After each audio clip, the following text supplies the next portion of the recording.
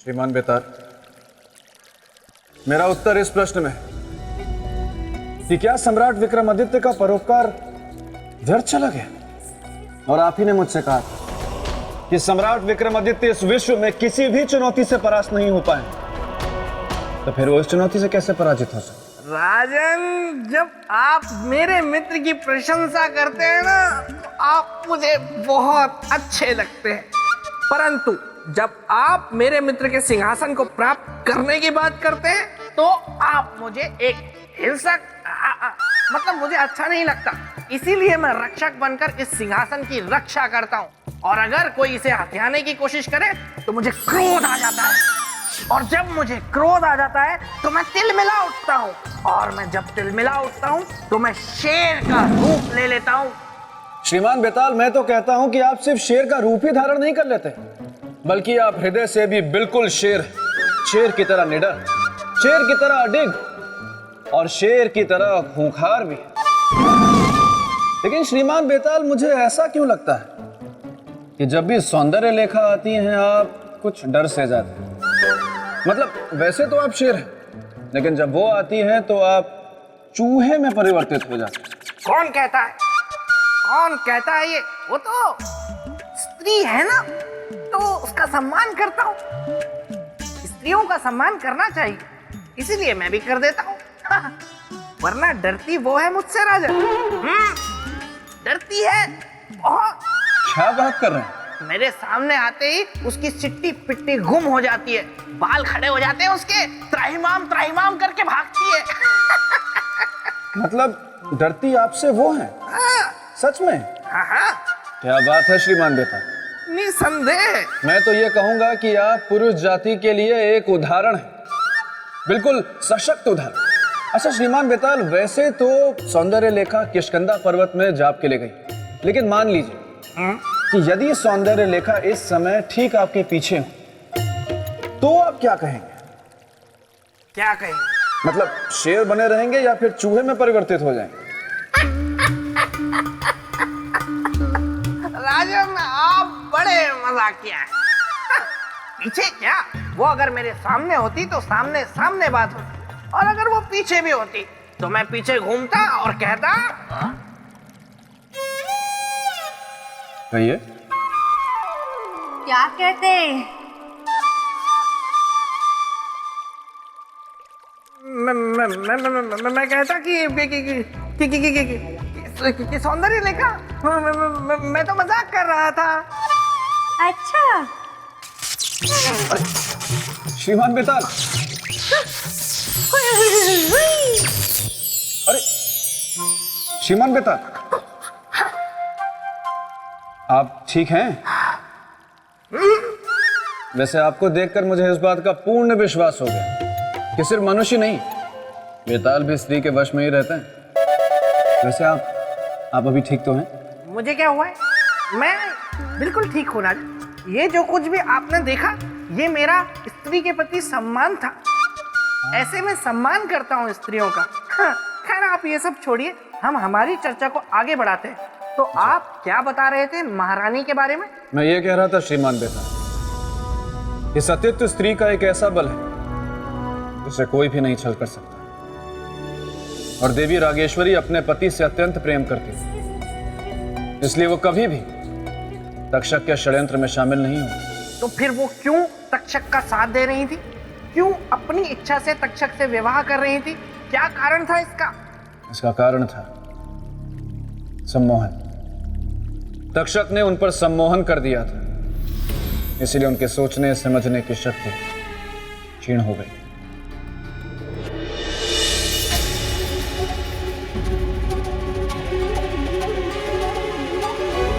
हमारा संदेश सही निकला। देवी रागेश्वरी पूरी तरह तक्षक की सम्मोहन में है, तभी तो बिना पलक झपकाए पत्थर की बूंद बनी है। अब आप दोनों को फेरों के लिए उठना पड़ेगा। ये 7 फेरे पूरे होते ही आप दोनों पूर्ण रूप से पति पत्नी हो जाएंगे। ये नहीं हो सकता।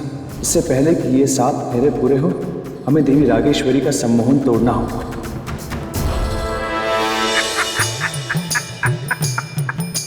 तो राजन, महारानी सम्मोहित है, ये बात तो मेरे मित्र को पता चल गई, लेकिन उस सम्मोहन को तोड़ना कैसे है, ये उन्हें कैसे पता लगा होगा, ये बताइए आप, वो भी अभी, तुरंत। श्रीमान बेताल, ये बात तो जन साधारण जानता है। यदि जिस व्यक्ति पर सम्मोहन हुआ हो, यदि वो धातु के बर्तन में स्वयं को देख ले, तो सम्मोहन टूट जाता है। और अवश्य चक्रवर्ती सम्राट विक्रमादित्य को यह विधि पता हो और उन्होंने इस विधि का ही इस्तेमाल किया हो।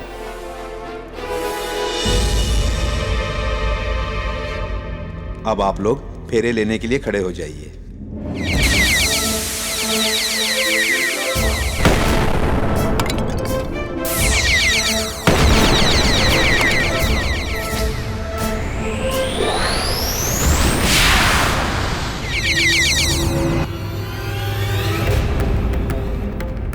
ये सब क्या है?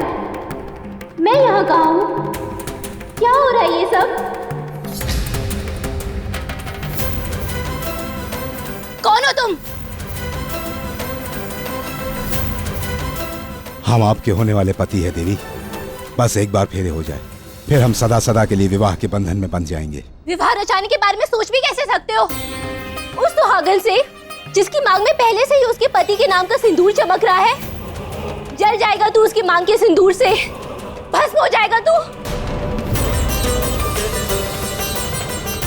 आज इस शुभ अवसर पर आप कैसी अशुभ बातें कर रही हैं देवी? चलिए हमारे साथ, फेरे लेने हैं। तक्षक, ये सब क्या है? ये इसका सत्य है नागराज। नामदेव से बदला लेने के लिए सबसे पहले उसका रूप धारण किया, ताकि महारानी रागेश्वरी को बंदी बनाकर उसका अपहरण कर सके और फिर उसे सम्मोहित करके उससे विवाह करना चाहा। यही उसके छल का प्रमाण है। आपने नागलोक को कलंकित होने से बचा लिया सम्राट, आपका बहुत बहुत आभार।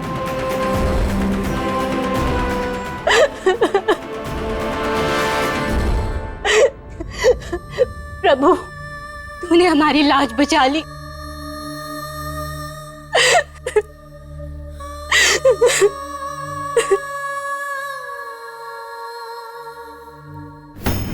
तक्षक, कहां जा रहे हो तक्षक? रुको तक्षक, रुक जाओ तक्षक, रुको तक्षक।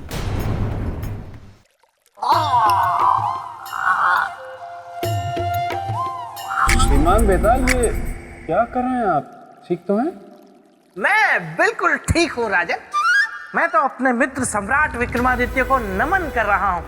देखा आपने, उन्होंने सिर्फ नामदेव के प्राणों की रक्षा ही नहीं की, बल्कि सती के सतीत्व की भी रक्षा की। तो आप भी मेरे साथ बोलिए, सम्राट विक्रमादित्य की जय।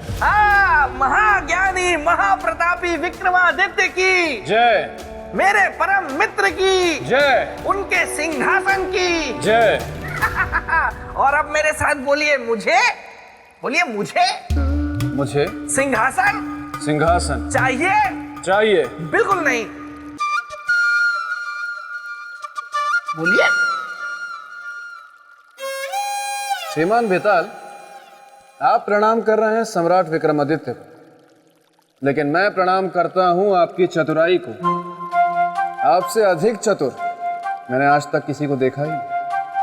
ठीक है, आपका प्रणाम मैंने स्वीकार कर लिया। अब मुझे ये बताइए राजन, कि राम के कुल का वंशज होते हुए भी, इंद्रदेव का परम मित्र होते हुए भी, तक्षक क्यों अधर्म के मार्ग पर चल पड़ा था? श्रीमान बेताल, कभी कभी मनुष्य के जीवन में एक ऐसी घटना घट जाती है जो उससे भूले नहीं भूलती, और ऐसी घटना मनुष्य के भीतर एक गांठ बन जाती है। और ऐसी ही एक घटना कारण थी तक्षक के अधर्म के मार्ग पर चलने की। महाभारत काल में जब पांडवों के लाक्षागृह में आग लग गई थी, तब उस आग के कारण पूरा जंगल जल उठा था। उस जंगल के जीव जंतुओं के साथ साथ उसमें तक्षक की मां की भी मृत्यु हो गई, और उसकी मां की इसी मृत्यु ने उसे मनुष्यों का घोर विरोधी बना दिया था। ज्ञान तो है आप में। धन्यवाद। परंतु मेरे जितना नहीं है। राजन देखिए, पाप का घड़ा एक न एक दिन भरता है और फूटता भी है। उसी तरह तक्षक के पापों का घड़ा भर चुका था। तक्षक, तुमने घोर अपराध किया है। तुम दंड के भागी हो। नागराज, तक्षक का अपराध क्षमा के योग्य नहीं है। महारानी रागेश्वरी के साथ इसने छल किया है। सम्राट विक्रमादित्य, आपका न्याय तीनों लोकों में सर्वश्रेष्ठ है, इसलिए इस विश्वासघाती का न्याय भी आप ही करें। तो ये तुच्छ मानव करेगा तक्षक का न्याय, जो इस तक्षक के सामने एक कण के बराबर भी नहीं है। विक्रमादित्य, तुम मरने के लिए तैयार हो जा। कौन मरेगा और कौन मारेगा तक्षक, ये समय पे छोड़ दो। जा, छोड़ दिया निर्णय समय पर।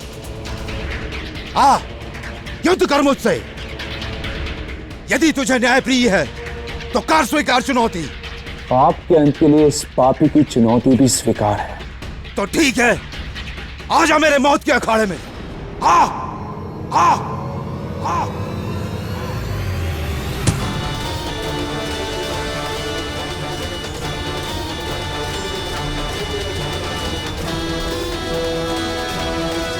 विक्रमादित्य, तूने बहुत बड़ी गलती की है जो मेरी चुनौती को स्वीकार किया है। मेरी चुनौती को स्वीकार करने का मतलब है अपने ही हाथों से अपनी चिता को सजाना। तेरा अंत अब निकट आ चुका है विक्रमादित्य।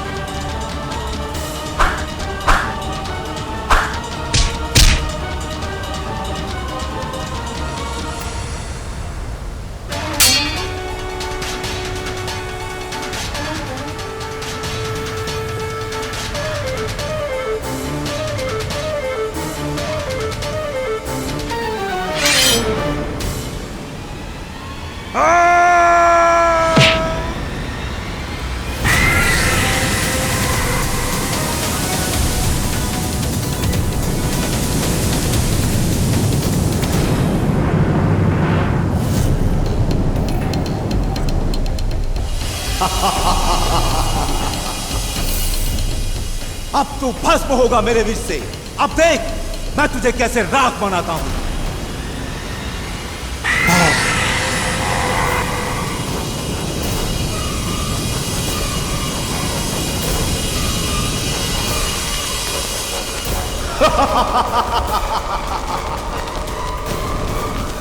तू तक्षक को दंडित करने चला था, उस तक्षक को जो मनुष्यों का साक्षात काल है।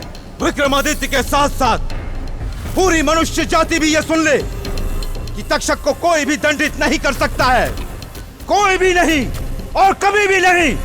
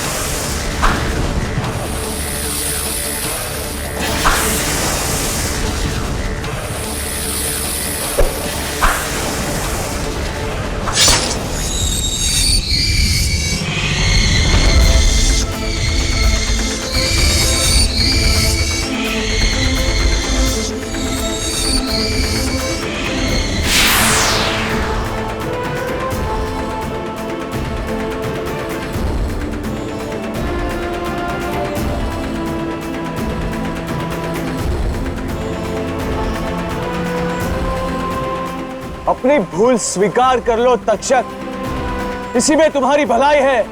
विक्रमादित्य, तुम मेरी भलाई के बारे में नहीं, अपनी भलाई के बारे में सोचो, क्योंकि प्राणी सदैव अपने बारे में ही सोचता है।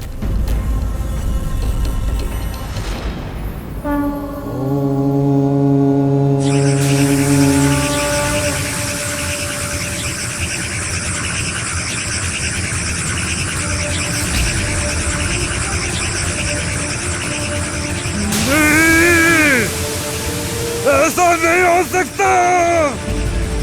मुझे कोई मानव कभी पराजित नहीं कर सकता। तुम्हारी इस पराजय का मूल कारण तुम्हारा पाप है तक्षक,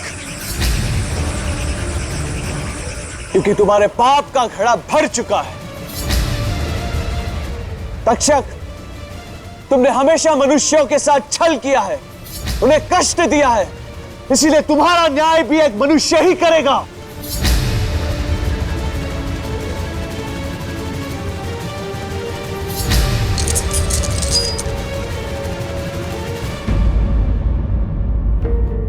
न जाने कहां होगी महारानी, किस अवस्था में होगी।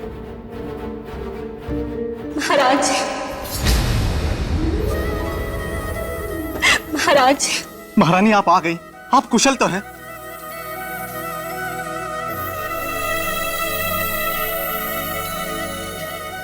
सम्राट, आप शुभ समय पर आए। देखिए देखिए महारानी आ गई। नहीं महाराज, हम स्वयं नहीं आए, सम्राट विक्रमादित्य हमें लाए हैं। महाराज, यदि ये ना होते तो हम आपके पास वापस कभी ना लौट पाते।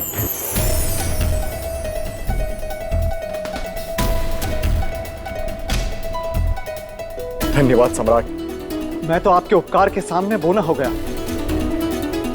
आपने तो मुझे अपना ऋणी बना दिया। नहीं महाराज, मनुष्य कभी मनुष्य का ऋणी नहीं होता। अगर आपको ऋणी होना है तो उस परमपिता परमात्मा का होना चाहिए जिसने हमसे ये उपकार करवाया, आपके इस धूमिल संसार को हरा भरा बनाने के लिए हमारा सहयोग किया और इस कर्तव्य का पालन करने की शक्ति दी हमें। किंतु ये सब हुआ कैसे? किसने किया ये सब? महाराज, ये सब इसने किया है महाराज। हाँ महाराज। मुझे क्षमा कर दीजिए महाराज, मैं प्रतिशोध में अंधा हो गया था। तक्षक, तू क्षमा के योग्य नहीं है। फिर भी यदि क्षमा मांगना चाहता है तो उस अंगरक्षक से मांग जिसे हमने तेरे कारण मृत्यु दंड दे दिया था। उसकी अंधी मां से मांग जिसके घर का सहारा छिन जाता। सम्राट, हमें नामदेव और उसकी मां को ढूंढने जाना होगा। नहीं महाराज, इसकी कोई आवश्यकता नहीं, वो यहां आते ही होंगे। आपने उन्हें संदेश? वो आ गए महाराज। मैं जान गया तुम निर्मल हो, निर्दोष हो। सारा कसूर इस तक्षक नाग का है। मुझे क्षमा कर दो अंगरक्षक, मैं दोबारा ऐसी गलती कभी नहीं करूंगा। तक्षक, यदि सच में तुम्हारे मन में यह भाव जागा है तो यह प्रायश्चित की निशानी है। तुम नागराज के साथ पुनः नागलोक वापस लौट जाओ और अपने कर्मों का प्रायश्चित करो। धन्यवाद नागराज, हमारी सहायता के लिए बहुत बहुत धन्यवाद। नहीं सम्राट नहीं, ये तो हमारा कर्तव्य है। चलो। नामदेव, एक प्रार्थना है, यदि स्वीकार कर लोगे तो समझूंगा तुमने मुझे प्रायश्चित करने का अवसर दे दिया। आप महाराज आदेश कीजिए। नामदेव, विश्वास पात्रता की कोई कीमत, कोई इनाम नहीं होता, परंतु उपहार स्वरूप हम चाहते हैं तुम अपनी मां के साथ हमारे पास रहो। जो आज्ञा महाराज। सम्राट विक्रमादित्य, मैं आपका हृदय से आभारी हूं।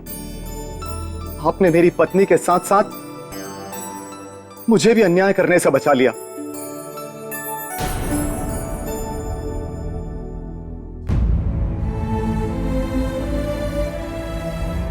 क्या बात है महारानी रागेश्वरी, इस खुशी के अवसर पे आपकी आंखों में आंसू क्यों?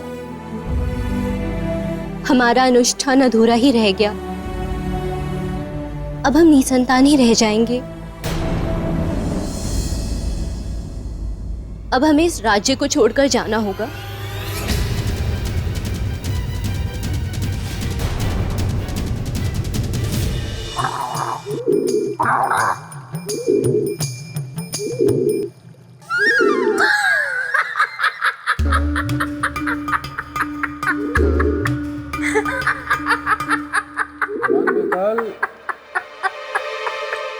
चौंकिए मत राजन, मुझे पशु पक्षियों की, हाँ ठीक है, भाषाएं भी आती है। मैं इनसे बात कर सकता हूँ। वाह श्रीमान बेताल वाह, आपकी महिमा देखकर दिन प्रतिदिन मेरे हृदय में आपका स्थान और ऊंचा होता जा रहा है। आप महान हैं। वो तो मैं हूं ही, लेकिन राजन क्या आप जानना नहीं चाहेंगे कि मैंने इस कबूतर से क्या कहा और फिर इसने मुझसे ऐसा क्या कह दिया कि मुझे इतनी जोर से हंसी आ गई? अवश्य जानना चाहूंगा। तो सुनिए, मैंने इस कबूतर से कहा कि कबूतर जरा मुझे बताओ कि क्या मेरे मित्र के सिंहासन पर राजा भोज बैठने योग्य है कि नहीं? तो पता है इसने क्या कहा? क्या कहा? इसने मुझसे कहा कि श्रीमान बेताल, ये तो आप वैसा ही प्रश्न कर रहे हैं कि जैसे आप पूछ रहे हो कि क्या एक छोटी सी डिबिया में बड़ा सा हाथी फैल कर सो सकता है या नहीं। देखा राजन, मतलब इस कबूतर ने भी कह दिया कि आप मेरे मित्र के सिंहासन के लायक नहीं। श्रीमान बेताल, मैं आगे की कथा सुनना चाहूंगा। मुझे पता था आप यही कहेंगे, हट करेंगे, मानेंगे नहीं। सुनिए आगे की कथा।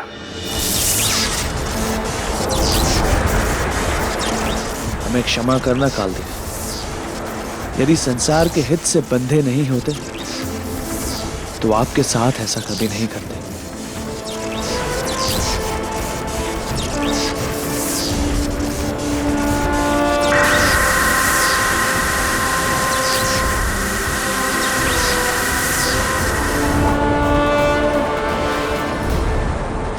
अब आप मुक्त हो, आप अपने लोक वापस जा सकते हैं कालदेव। चक्रवर्ती सम्राट विक्रमादित्य, आपने अपना परोपकार करके अपनी समस्या का समाधान कर लिया, किंतु हमारी समस्या का समाधान अभी तक नहीं हुआ। हमारी समस्या वैसी की वैसी है। क्या है आपकी समस्या कालदेव? हमारी समस्या यह है कि हम यहां से खाली हाथ, बिना किसी आत्मा को अपने साथ लिए यहां से लौट नहीं सकते। आप तो न्यायप्रिय सम्राट विक्रमादित्य हैं ना? अब आप ही हमारा न्याय कीजिए। विधि के विधान के अनुसार किसका जीवन हम साथ लेकर जाएं? कौन है जो अपनी इच्छा से अपने प्राण त्यागेगा और विधि के विधान को पूरा करेगा? हमें किसी का जीवन दीजिए विक्रमादित्य, हमारा आना सार्थक कीजिए। काल मेरे मित्र के सामने खड़ा था और ऐसे अड़ा था क्योंकि चुनौती शक्ति की नहीं थी बल्कि न्याय की थी कि काल के साथ न्याय हो तो कैसे हो, और बिना न्याय हुए वो जाने को तैयार ही नहीं था। और यह अटूट सत्य है, था और रहेगा कि काल एक बार आ गया तो बिना प्राण लिए वापस नहीं लौट सकता। सम्राट, क्या सोचा आपने? क्या है मेरा न्याय? शीघ्र बताओ, क्योंकि जब तक आप न्याय नहीं करेंगे मैं यहां से नहीं जाऊंगा, और जब तक मैं यहां से नहीं जाऊंगा विधि की व्यवस्था और समय का चक्कर रुका रहेगा, और इस व्यवस्था को बाधित करने के उत्तरदायी होंगे आप। हमारे कारण ना तो विधि की व्यवस्था में बाधा आएगी और ना ही समय का चक्र रुकेगा। तो शीघ्र बताइए। आपको केवल एक ही आत्मा चाहिए ना, फिर वो चाहे किसी की भी हो। भेद केवल देह में होता है, आत्मा तो सबकी एक जैसी होती है। आप यमलोक चलने की तैयारी कीजिए कालदेव। किंतु वो जीव कहाँ है जिसकी आत्मा मैं अपने साथ लेकर जाऊंगा? वो जीव आपके सामने खड़ा है कालदेव। क्या आप? हाँ कालदेव, आप हमारे शरीर से हमारी आत्मा को निकाल दीजिए। नहीं नहीं, मैं ये नहीं कर सकता सम्राट। मैं आपके प्राण नहीं ले सकता सम्राट। किंतु क्यों? आपको तो केवल एक आत्मा ही चाहिए ना। आपके प्राण लेने का अर्थ है संपूर्ण पृथ्वी लोक का नष्ट, हाहाकार, अंधकार। आपकी पत्नी, आपकी प्रजा, इन सब का क्या होगा? सब टूट जाएगा, सब बिखर जाएगा। कुछ नहीं टूटेगा और कुछ नहीं बिखरेगा कालदेव। समय के लेप ने बड़े से बड़े घाव को भर दिया है। फिर यह शरीर भी तो मिट्टी का ही बना है। इस शरीर को भी एक न एक दिन मिट्टी में ही तो मिल जाना है। तो फिर ये आज ही क्यों नहीं कालदेव? ठीक है, मुझे न्यायप्रिय, परोपकारी चक्रवर्ती सम्राट विक्रमादित्य का न्याय स्वीकार है।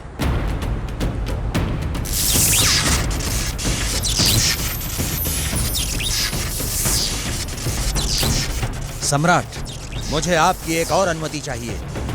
आदेश दीजिए। सम्राट, मैं जानता हूं कि आप सह शरीर मेरे साथ चल सकते हैं, किंतु काल किसी को उसके शरीर के साथ नहीं ले जा सकता। काल की विधि में ऐसी व्यवस्था नहीं है। मुझे अनुमति दीजिए कि मैं आपकी देह से आपकी आत्मा को मुक्त कर सकूं। मुझे अनुमति दीजिए कि मैं आपकी देह से आपकी आत्मा को मुक्त कर सकूं। अनुमति है आपको।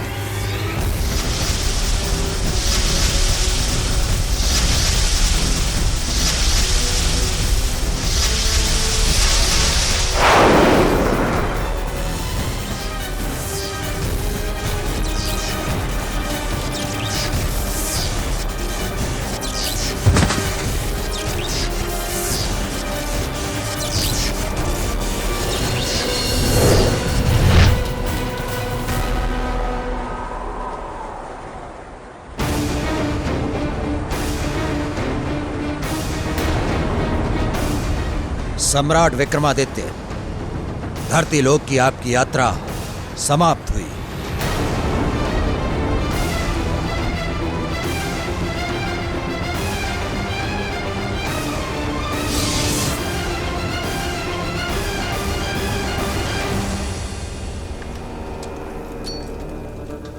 समझ में नहीं आ रहा है, काल अभी तक आया क्यों नहीं? यमराज के चरणों में काल का प्रणाम। कहां थे काल तुम? इतना विलंब क्यों लग गया आने में? जबकि तुम ध्वनि की गति से जाते हो और बिजली की गति से आते हो। महाराज, पृथ्वी लोक में एक सत्य पुरुष ने मुझे रोक लिया था। उसने मुझे बंदी बना लिया। परिणाम स्वरूप जिसको मुझे लाना था उसके स्थान पर किसी और को लाना पड़ा। किसे लेकर आए हो?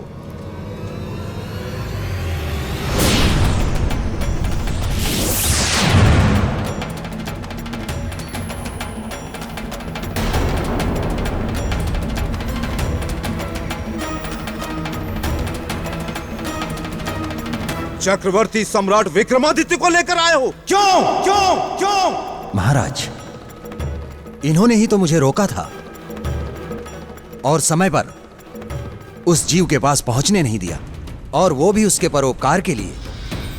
इन्होंने मुझे रोककर जीव की रक्षा की है। ऐसी परिस्थिति में मैं क्या करता महाराज? तो ले आया इन्हें।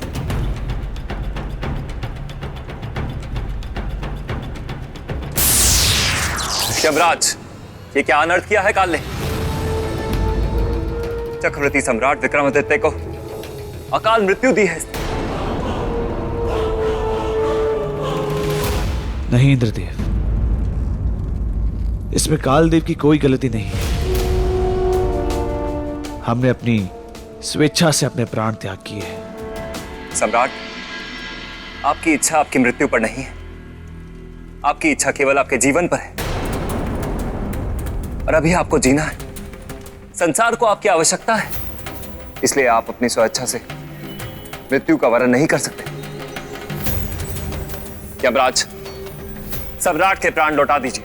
किंतु अब यह संभव नहीं है इंद्रदेव। क्यों संभव नहीं है? क्योंकि जिस नामदेव की मृत्यु निश्चित थी, वह मृत्यु के बाद महाराज रुद्र प्रताप के यहां पुत्र रूप में जन्म लेने वाला था। किंतु सम्राट ने उसकी मृत्यु को रोककर जीवन चक्र के उस मार्ग को बंद कर दिया। यदि अब मैं सम्राट विक्रमादित्य को मुक्त करता हूं, तो जीवन मरण का सारा विधान असंतुलित हो जाएगा।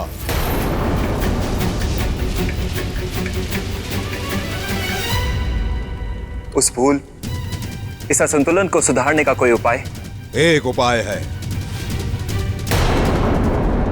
एक उपाय है। वह क्या? यदि सम्राट विक्रमादित्य राजा रुद्र प्रताप के जीवन में अपने कर्म पुण्य से संतान की व्यवस्था कर दें। यदि सम्राट ने ऐसा किया तो आप इन्हें इनके प्राण लौटा देंगे? अवश्य। ठीक है, तो लौटा दीजिए इन्हें इनके प्राण। बस केवल एक सप्ताह के लिए लौटाऊंगा इनका जीवन। उसी एक सप्ताह में इन्हें राजा रुद्र प्रताप के यहां संतान की व्यवस्था करनी होगी। यमराज, सम्राट विक्रमादित्य बहुत ही प्रतापी सम्राट है, वे अवश्य सफल होंगे। किंतु सफल इन्हें निर्धारित समय के भीतर होना होगा इंद्रदेव। यदि एक सप्ताह के भीतर संतान की व्यवस्था कर देंगे, तो जीवन और मरण का चक्र तो बचेगा ही, साथ ही इनका जीवन भी समाप्त होने से बच जाएगा। अन्यथा इनकी मृत्यु को कोई टाल नहीं पाएगा।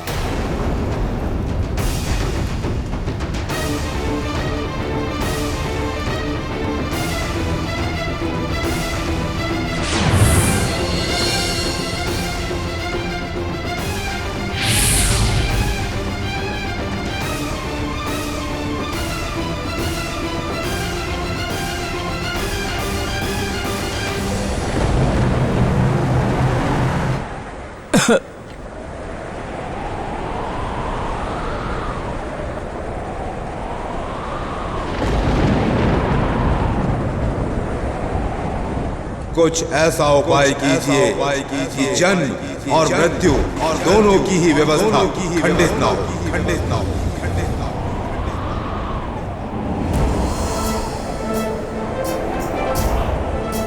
अब इस कार्य में विधाता ब्रह्मदेव ही हमारी सहायता कर सकते हैं। ओम ब्रह्मदेवाय नमः। ओम ब्रह्मदेवाय नमः। ओम ब्रह्मदेवाय नमः।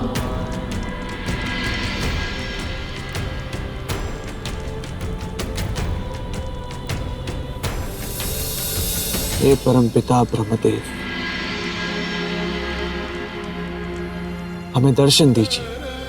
हम गंभीर समस्या के दलदल में धंसे हुए हैं, हमारा मार्गदर्शन कीजिए। हमारे सम्मुख उपस्थित होइए।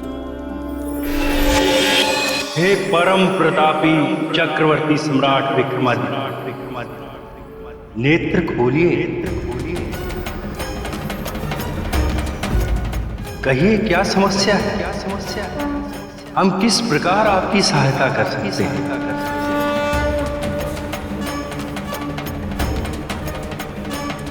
ब्रह्मदेव, हम जिस संकट में घिरे हुए हैं, उस संकट से उभरने का मार्ग बताइए। हम तो अपनी जान देकर भी उबर नहीं पाए। आप ही एक सहारा है विधाता। बताइए क्या संकट? संकट है नामदेव नामक व्यक्ति की जीवन की रक्षा करके महाराज रुद्र प्रताप और महारानी रागेश्वरी की संतान प्राप्ति का मार्ग बंद कर देना। हम उनके संतान प्राप्ति का मार्ग जानना चाहते हैं ब्रह्मदेव। मार्ग तो है सम्राट, किंतु सरल नहीं है। इसका पथिक अकेला नहीं होता। आप मार्ग बताइए ब्रह्मदेव। मार्ग को सरल बनाना व्यक्ति के हाथों में होता है। वो है संतान दान का मार्ग। यदि कोई अपने भाग्य की संतान उस दंपत्ति को दान कर दे तो उनके यहाँ संतान का जन्म हो सके। किंतु कोई और क्यों? हम अपनी संतान दान कर देंगे उन्हें। अब हमारी संतान उन्हें दे दीजिए ब्रह्मदेव। इसके लिए आपको अपनी पत्नी से सहमति लेनी होगी। हम अपनी पत्नी को जानते हैं ब्रह्मदेव, वो मना नहीं करेगी। फिर भी वो एक स्त्री है और स्त्री को संतान का मोह अधिक होता है। हम उन्हें मना लेंगे ब्रह्मदेव। और ये भी जान लीजिए कि आपके भाग्य में केवल एक ही संतान है।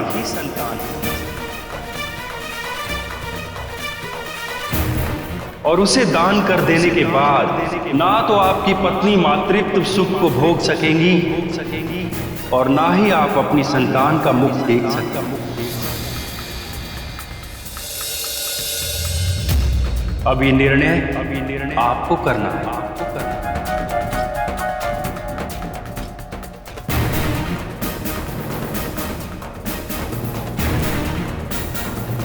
हमने निर्णय ले लिया है ब्रह्मदेव। यदि हमारे परोपकार से किसी का जीवन सुखमय होता है तो हमें वो परोपकार कर देना चाहिए। आप हमारे भाग्य की संतान उन्हें दे दीजिए ब्रह्मदेव।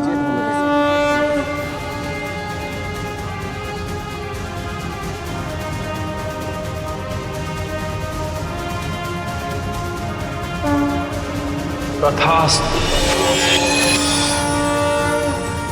तो राजन बताइए, अगर आप मेरे मित्र के स्थान पर होते तो क्या अपने भाग्य की संतान, अपनी इकलौती संतान किसी और को दे देते? बताइए उत्तर दीजिए राजन। अच्छा ऐसा कीजिए, वो वहां दूर वृक्ष देख रहे हैं, उसकी उस डाल को मैं छू कर वापस आऊंगा और उसके ऊपर लगे पुष्प को चूम कर वापस आऊंगा। तब तक आपको उत्तर देना है, ठीक है? और अगर आप उत्तर नहीं दे पाए तो फिर आप सिंहासन को भूल जाएंगे, ठीक है? तो चलिए मैं ये चला।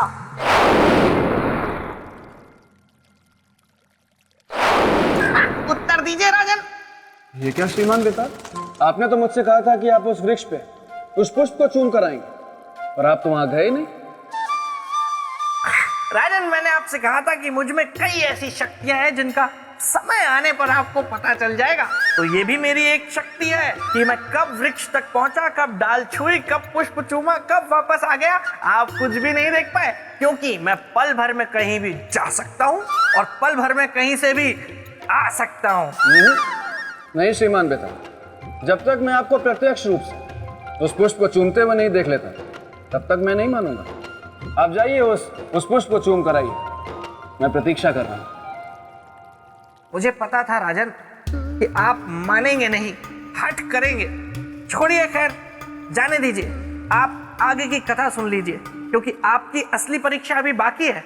और वैसे ही मेरे मित्र विक्रमादित्य की भी असली परीक्षा बाकी थी, क्योंकि अपने निर्णय के बारे में उन्होंने महारानी को अब तक नहीं बताया था।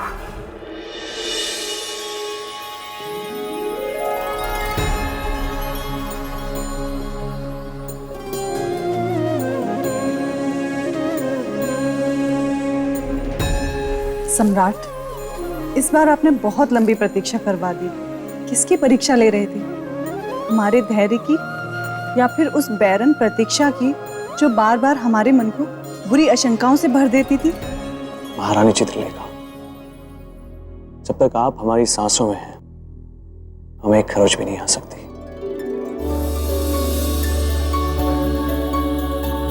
हमें आशीर्वाद दीजिए जिससे हमारी सांसों में आपकी भक्ति और प्रेम सदा ऐसे ही बनी रहे। अच्छा, आप जिस कार्य के लिए गए थे वो कार्य तो पूरा हो गया ना सम्राट? कार्य तो हुआ महारानी, परंतु पूर्ण नहीं हुआ, और इसे पूर्ण करने के लिए हमें आपकी सहायता की आवश्यकता है। हम कुछ समझे नहीं सम्राट। आप हमारे साथ चलिए।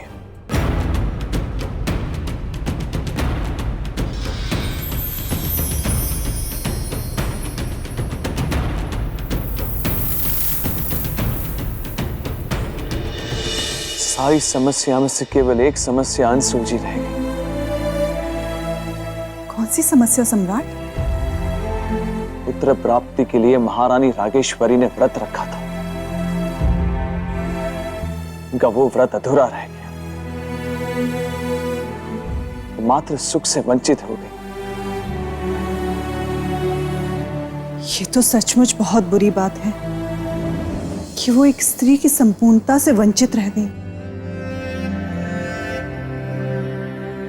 किंतु आप दुखी ना हो सम्राट, क्योंकि संतान का पाना या ना पाना ये तो भाग्य की बात है, और फिर आप किसी के भाग्य को तो नहीं बदल सकते ना सम्राट।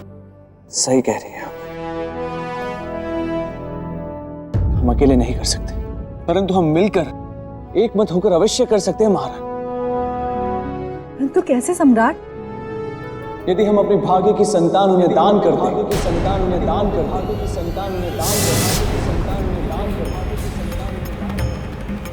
हमने तो निर्णय भी ले लिया है कि हमारे भाग्य की संतान महाराज रुद्र प्रताप के महल में ही जन्म लेगी। हमने सही निर्णय लिया ना महारानी? महल में सम्राट को इस समय प्रवेश नहीं करना चाहिए था। यह घड़ी बहुत ही अशुभ है। ऐसा नहीं कि हम कठोर हैं और आपकी भावनाओं को समझ नहीं पा रहे, तो फिर आप ही बताइए ना कि हम अपना सौभाग्य कैसे किसी को दान कर दें? इसलिए क्योंकि जीवन का सच्चा सुख परोपकार में, कुल का सम्मानित रथ संतान से नहीं धर्म से आगे बढ़ता है। इसलिए महाराज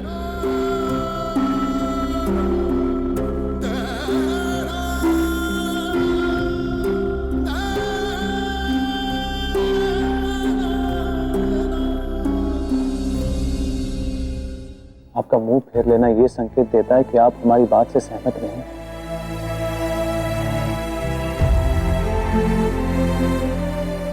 ठीक है, कोई बात नहीं। आप अपना निर्णय लेने के लिए स्वयं स्वतंत्र हैं। हम आप पे कोई दबाव नहीं डालते, परंतु एक विनती है आपसे महाराज। यदि ये विनती संतान दान से संबंधित है तो एक माँ ये विनती सुने बिना उसे ठुकराती है।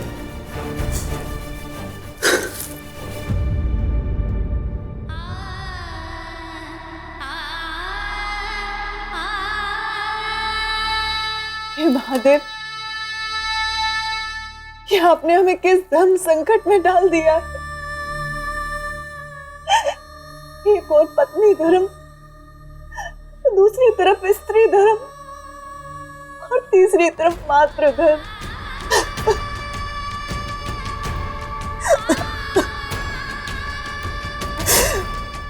यदि पत्नी धर्म को छोड़ते हैं तो पाप के भागी बनते हैं, और यदि स्त्री धर्म को छोड़ते हैं तो बांझपन के कलंक को सहते हैं, और मातृ धर्म को त्यागते हैं तो स्वयं को ही चलते हैं।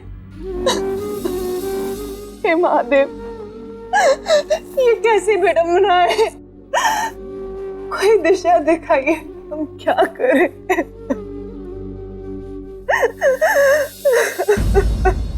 आंसू पोछिए महाराज तिलका।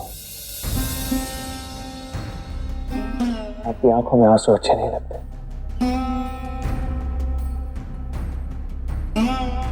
फिर सम्राट, अब आप ही बताइए, हम किस ओर जाएं? क्या करें?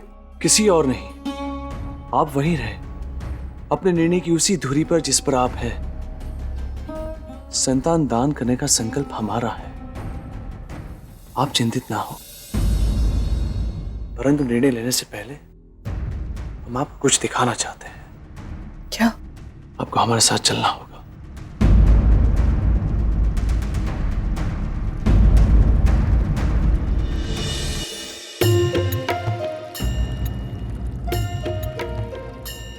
राजन, जरा इधर आइए, यहाँ आइए। इधर? जी हाँ।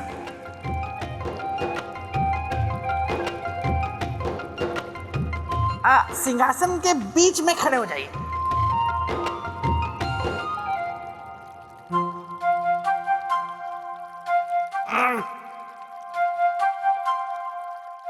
थोड़ा इस तरफ जाइए। इस तरफ? श्रीमान बेताल, मेरे तो कुछ समझ में नहीं आ रहा कि आप इधर आइए, इधर आइए, इधर आइए। श्रीमान बेताल, ये आप कर क्या रहे हैं? देख रहा हूं कि मेरे मित्र के सिंहासन के नजदीक खड़े होकर आप कैसे दिखाई पड़ते हैं। जच रहा हूं ना? बिल्कुल भी नहीं। राजन, आप जब मेरे मित्र के सिंहासन के समीप खड़े होकर अच्छे नहीं लग रहे तो इस पर बैठकर कैसे लगेंगे? तो आप मान लीजिए कि ये सिंहासन आप पर और आप इस सिंहासन पर शोभा नहीं देंगे। श्रीमान बेताल, यदि आपका मनोरंजन हो गया हो तो आगे की कथा सुनो। मुझे पता था आप नहीं मानेंगे, हठ करेंगे आप। ठीक है, सुनिए आगे की कथा। प्रिय प्रजाजनों, हम जानते हैं कि हमारे बीच से किसी का भी जाना दुखदाई होता है, परंतु भाग्य और विधि के विधान को कोई नहीं बदल सकता।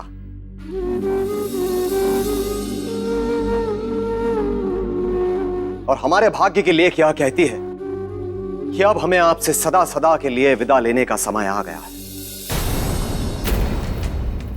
हमें आपसे सदा सदा के लिए विदा लेने का समय आ गया है।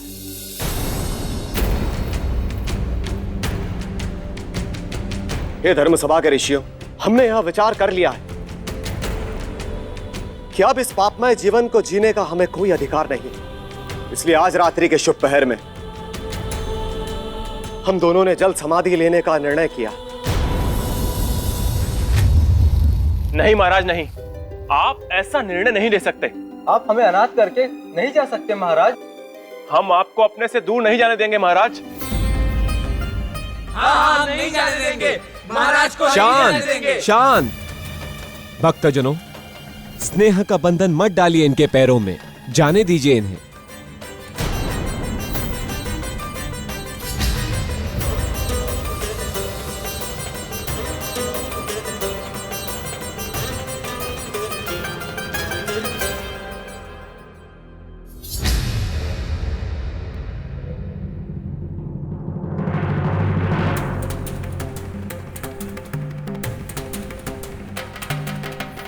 रुकिए महारानी, महारानी।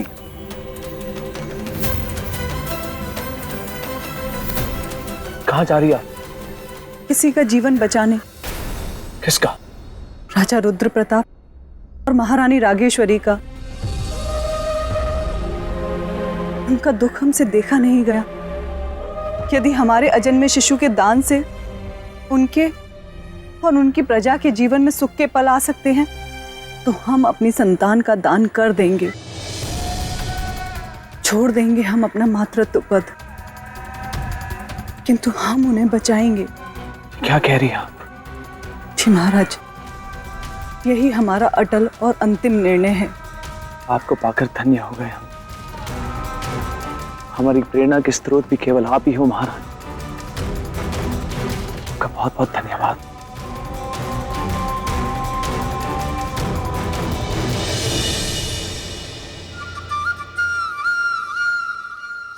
क्या हुआ राजन, किन विचारों में खो गए आप?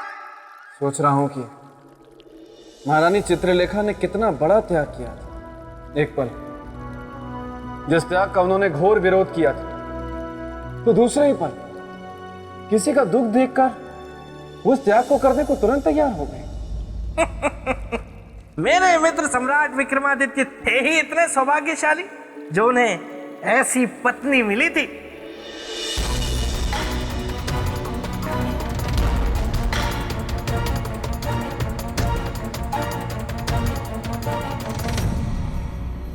हे परमपिता परमेश्वर,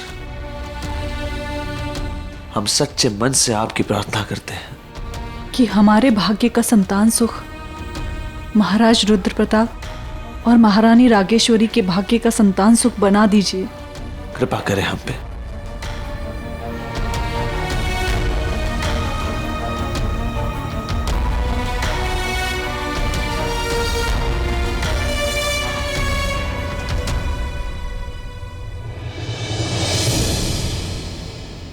अब हमें आज्ञा दीजिए।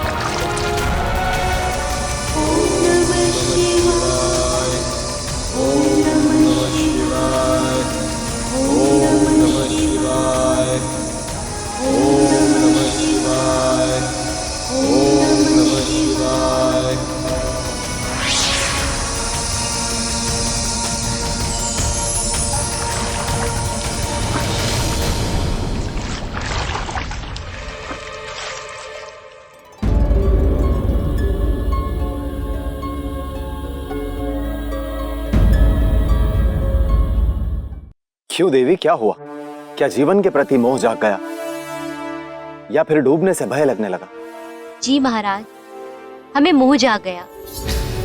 मैं कुछ समझा नहीं महारानी। महाराज, हमें हमारे गर्भ में जीवन की अनुभूति हुई है। ये कैसे हो सकता है महारानी? ये आपका भ्रम है। नहीं महाराज, एक नारी को अपने गर्भ के जीवन का कभी भ्रम हो ही नहीं सकता। यदि ऐसा है तो इसकी सत्यता अभी प्रमाणित हो जाएगी। चलिए तट पर।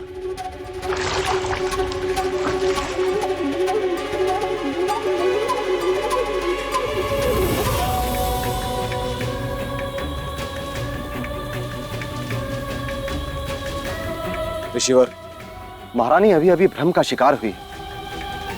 तनिक इनकी नाड़ी तो देखिए।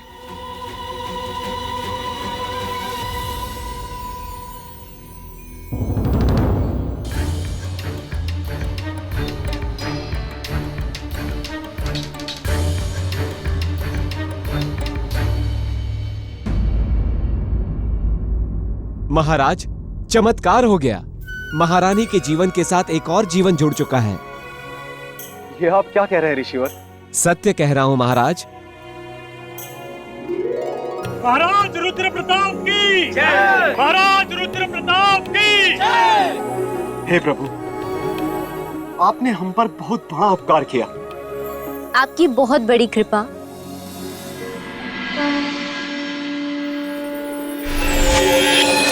राजन, ये उपकार प्रभु का नहीं अपितु परोपकारी सम्राट विक्रमादित्य का है।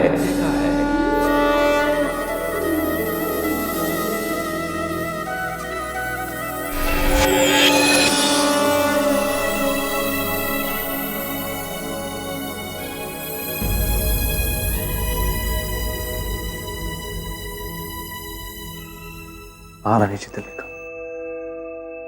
आपने जो कार्य किया इसे संसार हमेशा याद रखेगा।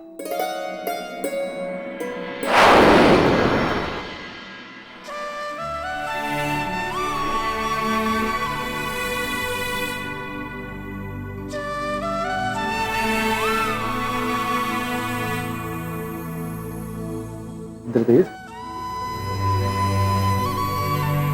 सम्राट, आज आप दोनों ने परोपकार का जो उदाहरण प्रस्तुत किया है वह इस संसार में ध्रुव तारा के समान चमकेगा।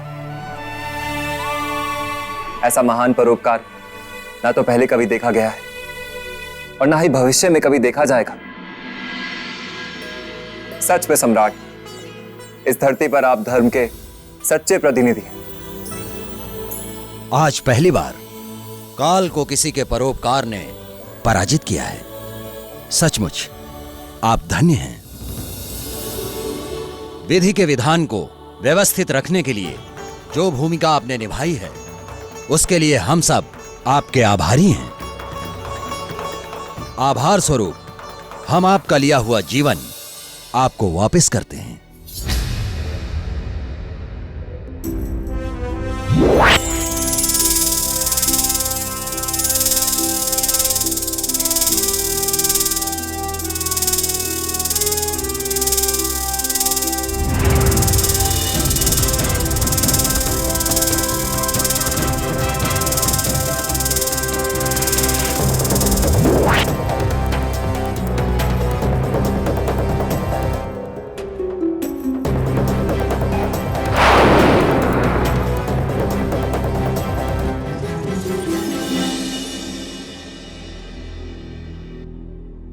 सम्राट, क्या जो हमने काल के मुख से सुना वो सच है?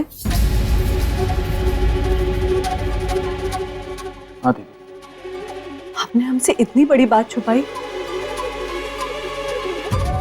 यदि आज हम परोपकार नहीं करते तो हम तो अपना सब कुछ खो बैठते। आपने हमसे ये सच क्यों छुपाया? क्यों नहीं बताई आपने हमें ये बात? वो इसलिए क्योंकि हम चाहते थे कि इस दान का निर्णय आप अपनी स्वेच्छा और परोपकार के भाव से करें, ना कि हमारे कहने या हमारे दबाव से। और आपने हमारी मन की बात भी सुन ली महाराज। परोपकार की शक्ति से परिचित करवाने के लिए आपका बहुत बहुत धन्यवाद सम्राट। सच्चे मन से किया गया परोपकार कभी व्यर्थ नहीं होता महाराज।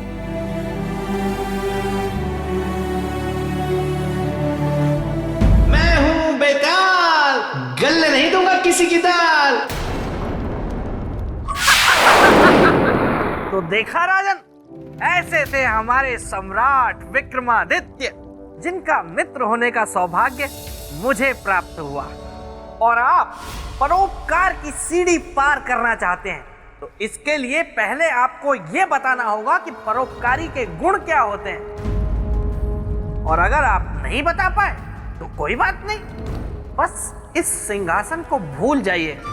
तो बताइए राजन, परोपकारी के गुण कौन कौन से होते हैं और कितने होते हैं? 1, 2, 4 या 5? बताइए। 3। परोपकारी के 3 गुण होते हैं श्रीमान बेताल। पहला, हितकारी। दूसरा, निस्वार्थ भावना। और तीसरा, निर्णय लेने की क्षमता।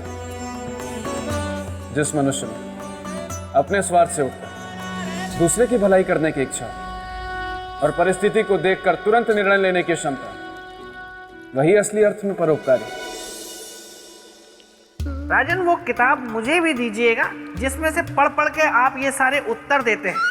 वैसे आपने मेरे प्रश्न का उत्तर तो सही दे ही दिया है, परंतु फिर भी आप परोपकार की सीढ़ी पार नहीं कर पाएंगे। पूछिए क्यों? क्यों? वो यूं कि उसके लिए आपको सबसे पहले एक ऐसी पवित्र निधि ढूंढकर लानी पड़ेगी जो दूसरों के हित के लिए निस्वार्थ भाव से प्राप्त की गई हो। और आप ऐसा कर पाएंगे नहीं, तो सिंहासन के लोभ को भूल जाइए और छोड़ दीजिए हट। ऐसा कभी नहीं होगा श्रीमान बेताल। मैं चुनौती के लिए तैयार हूं। जय महाकाल।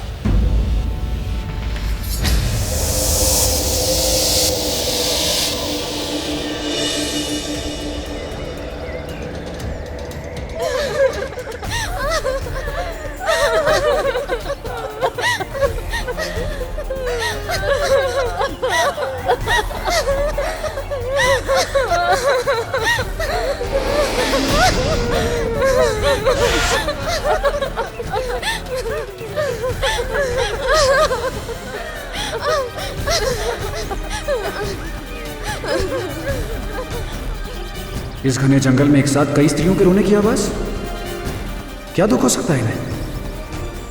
मुझे देखना चाहिए और उनकी सहायता करनी चाहिए।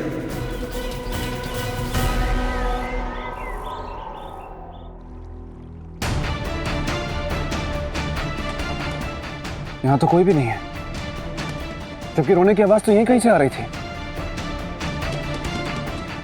इतनी जल्दी कोई कहां जा सकता है?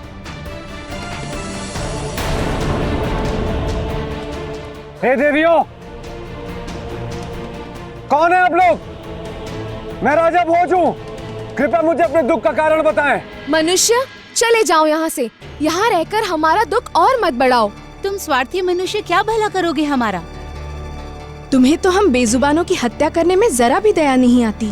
देवियों, मैं आपके दुख को बढ़ाना नहीं चाहता, बल्कि उसे कम करना चाहता हूं। इसलिए मुझे अपने दुख का कारण बताएं और मुझे सहायता करने का अवसर दें। विधाता ने मनुष्य की 5 उंगलियां बनाई हैं और 5 उंगलियां समान नहीं होती, इसीलिए सारे मनुष्य समान हो यह भी आवश्यक नहीं। अगर कोई अधर्मी है तो धर्म की रक्षा करने वाला भी है। हम कैसे मान लें कि तुम लोभी, स्वार्थी और निर्मम नहीं हो? क्या प्रमाण है तुम्हारे पास? कुछ भी नहीं जो मैं दिखा सकूं, पर मेरा यह कर्म है जो ये अवश्य प्रमाणित करेगा कि मैं कौन हूं। बस एक बार मुझ पर विश्वास करें और मुझे अपनी सहायता करने का अवसर दें। मुझे अपने दुख का कारण बताइए। हमारे दुख का कारण है सामंत और तांत्रिक।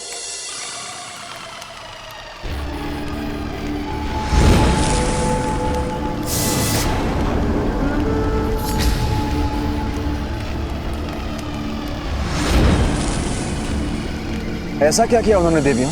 उन्होंने हमारी राजकुमारी मत्स्यगंधा को बंदी बना लिया। और बंदी बनाने का कारण? लोभ। लोभ? किस बात का? उनकी आंसुओं की आहुति का। उससे क्या लाभ होगा?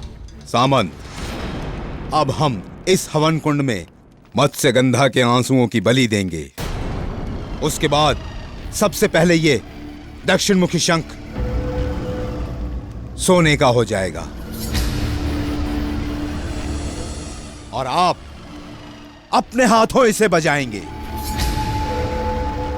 और इसकी ध्वनि जहां जहां तक जाएगी वहां वहां तक हर लोहे की वस्तु सोना हो जाएगी। तो देर किस बात की? शुरू कीजिए। मत्स्यगंधा के आंसू चाहिए। मत्स्यगंधा, अपने आंसू दे। नहीं दूंगी। मेरे प्राण भी ले लोगे तब भी नहीं दूंगी। हमें दंडित करने के लिए विवश न कर। तुम जानती नहीं, हम तांत्रिक हैं, तांत्रिक। हम अपनी तंत्र विद्या से तुम्हें ऐसी पीड़ा देंगे कि तुम्हारी आंखों से आंसू थमने का नाम ना लेंगे। तो फिर देर किस बात की? तो कष्ट? हम विवश हैं। हम नहीं दे सकते तुम्हें दंड। तुम्हारे आंसू तभी फलित होंगे जब तुम उसे अपनी इच्छा से दोगी।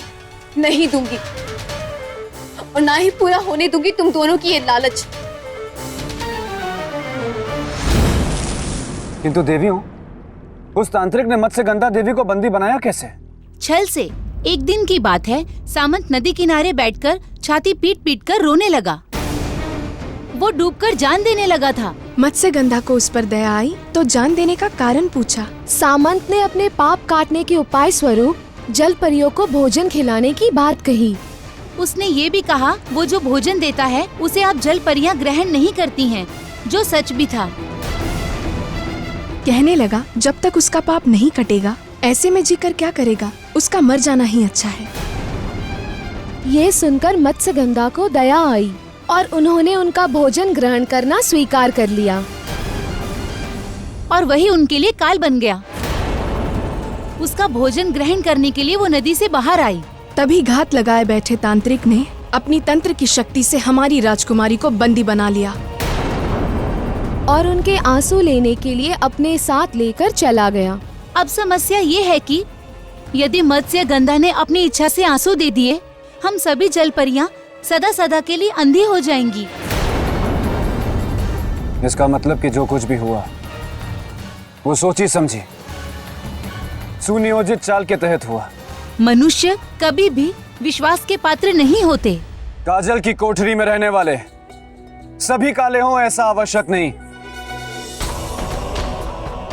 मैं आपकी इस भ्रांति को अवश्य दूर करूंगा।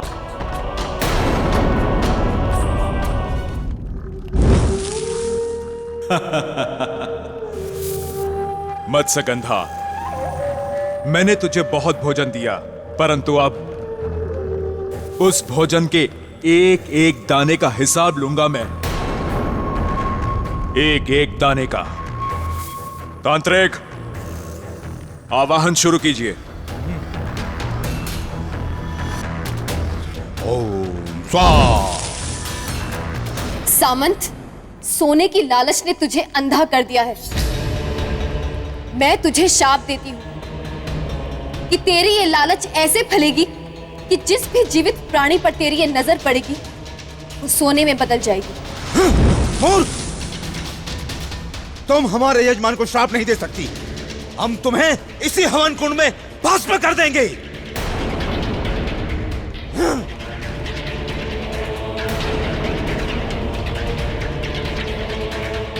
भगवान विष्णु के हाथों में विराजने वाले हे दशमुखी शंख, इन पापियों से मेरी रक्षा करो।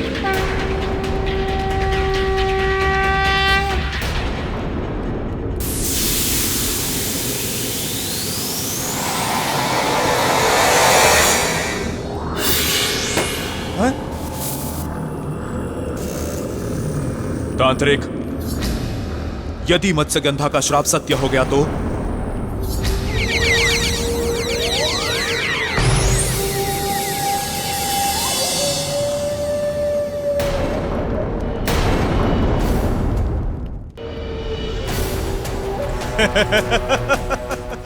सामंत, चमत्कार, चमत्कार हो गया सामंत।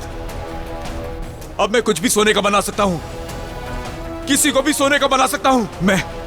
मैं सबको सोने का बना दूंगा। मैं जहां भी देखूंगा सोना बनेगा, सोना बनेगा, हर तरफ सोना ही सोना। सामान देवी मत्स्यगंधा को कुछ भी नहीं होगा।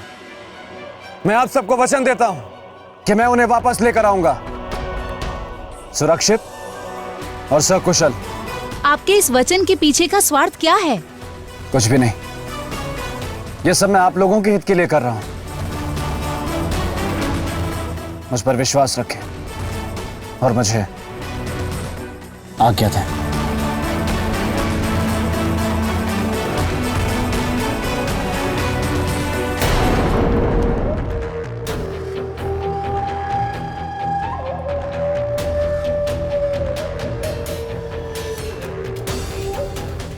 क्या बात है सामंत जी, आप आंखें बंद करके क्यों चल रहे हैं?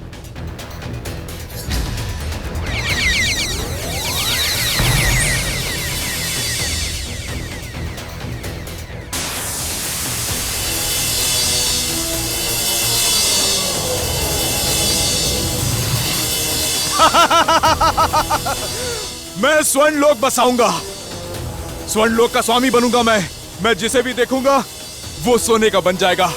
सोना, सोना, हर तरफ सोना ही सोना। भाग्यवान, बाहर आइए, बाहर आइए भाग्यवान। हम आपके लिए एक शुभ समाचार लाए हैं। कहिए स्वामी। अरे, इसे क्या हुआ? मैंने वरदान पा लिया। मत्स्यगंधा ने मुझे वरदान दे दिया। कैसा वरदान? कि मैं किसी भी जीवित वस्तु को देखूंगा तो वो सोने में बदल जाएगी।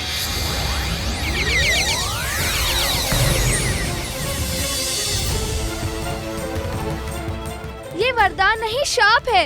आप लोभ में इतने अंधे हो गए हैं कि आपको शाप और वरदान में अंतर समझ नहीं आ रहा।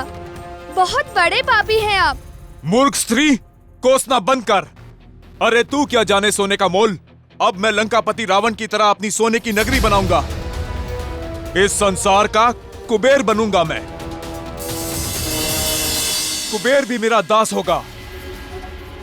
मुझे गांव जल्दी पहुंचना होगा, अन्यथा भारी अनर्थ हो जाएगा।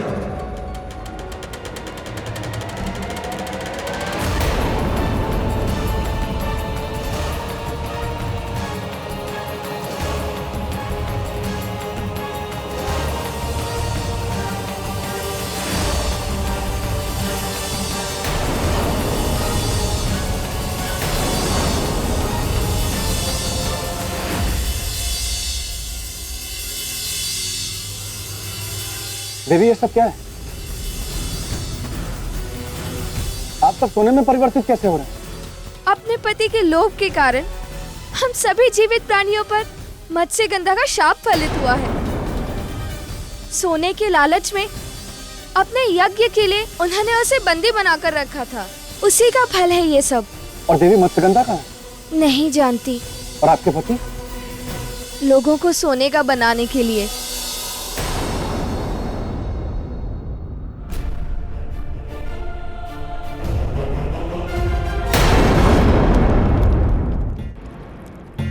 मैं हूं बेताल, गलने नहीं दूंगा किसी की दाल। जाकर देखता हूं कि राजा भोज अब क्या तिकड़म भिड़ाएंगे और कैसे खिचड़ी पकाएंगे, क्योंकि ये परीक्षा बहुत ही कठिन परीक्षा है।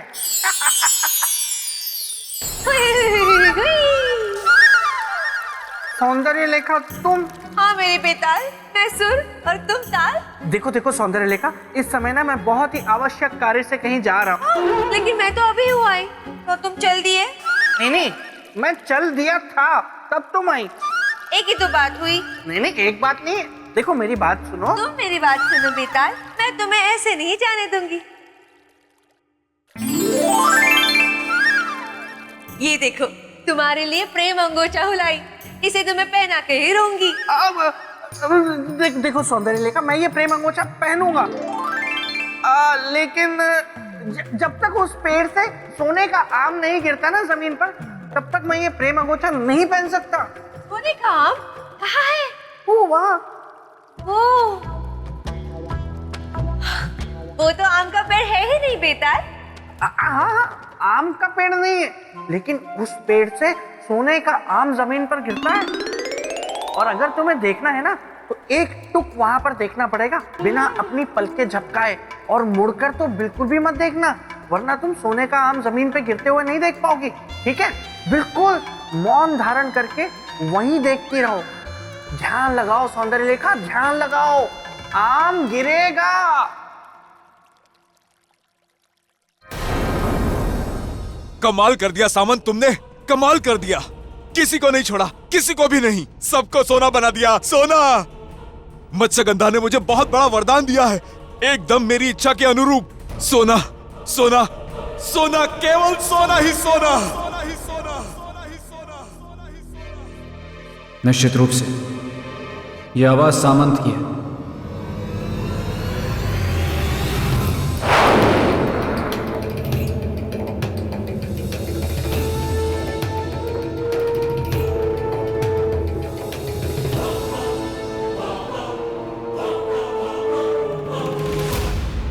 मेरी आंखों में वो शक्ति है कि जिसे देखूं वो सोना बन जाए। संसार वालों, अपनी कुशलता चाहते हो तो मुझसे बच के रहना, अन्यथा अपने जीवन से हाथ धो बैठोगे। सबको सोने का बना दूंगा, सबको। किंतु सामंत, तुम सोने के नहीं हो, तुम एक इंसान हो जो मिट्टी का होता है। तुम में भी जीवन है, और जीवन का अर्थ होता है भूख, प्यास, सर्दी, गर्मी, जो सोने से नहीं मिटती, सोने से नहीं बुझती।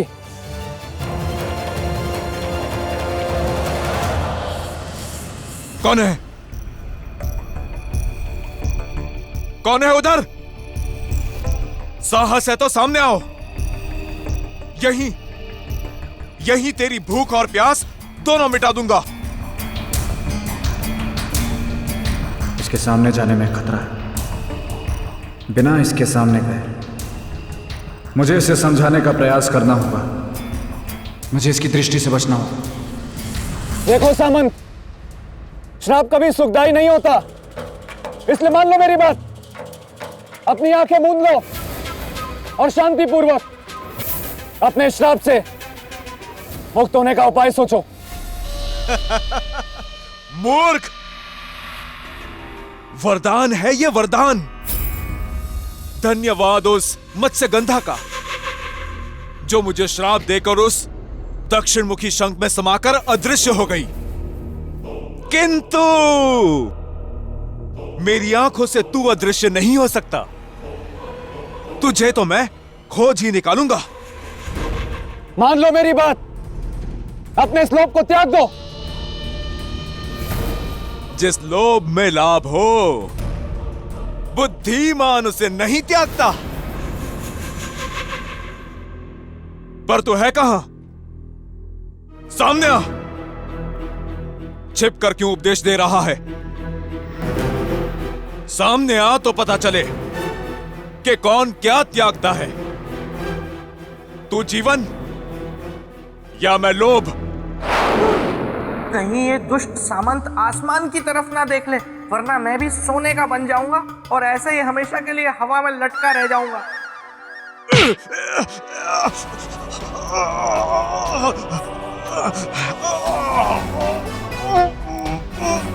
अपने इस लोभ को त्याग दो सामंत, त्याग दो।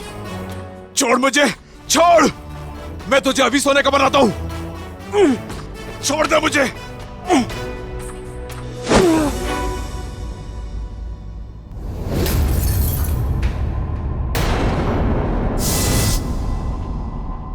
कायर, कहां छिपा है? सामने आ, सामने आ, कहां छिप गया?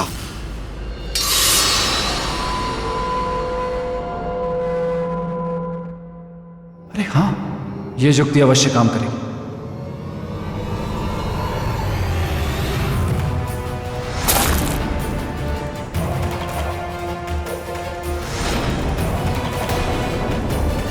अब तू भी बनेगा सोने का।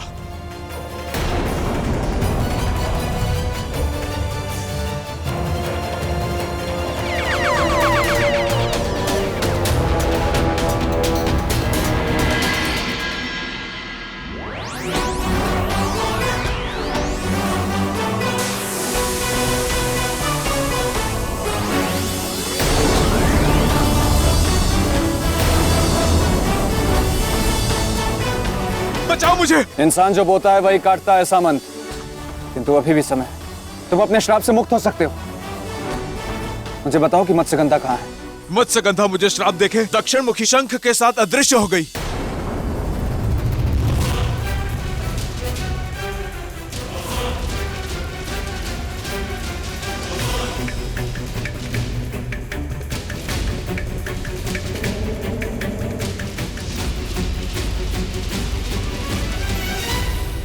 देवियों, कृपया बाहर आएं।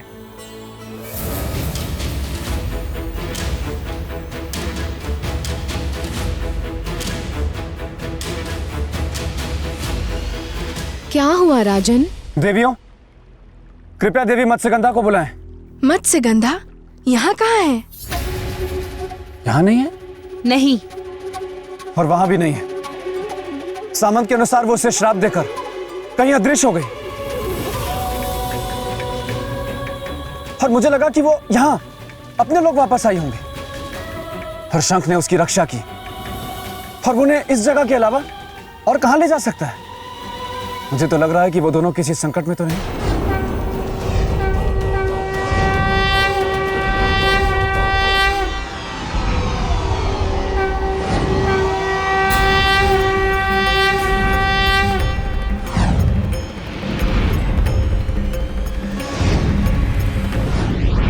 ये क्या?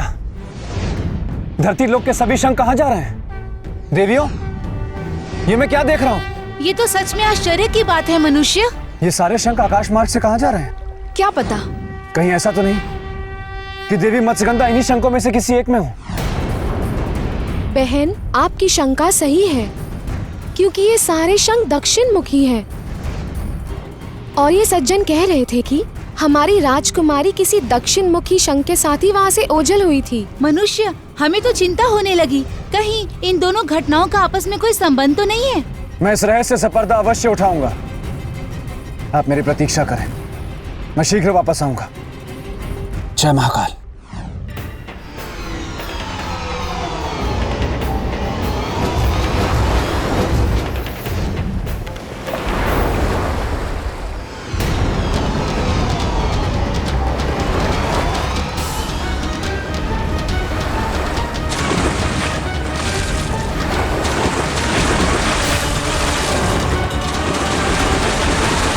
ये तो मैं पहली बार देख रहा हूं। ये सारे शंख जो एक बार समुद्र से बाहर आ गए, वो पुनः समुद्र में वापस लौट रहे हैं। क्या कारण हो सकता है उनका इस प्रकार पृथ्वी से वापस लौटने का?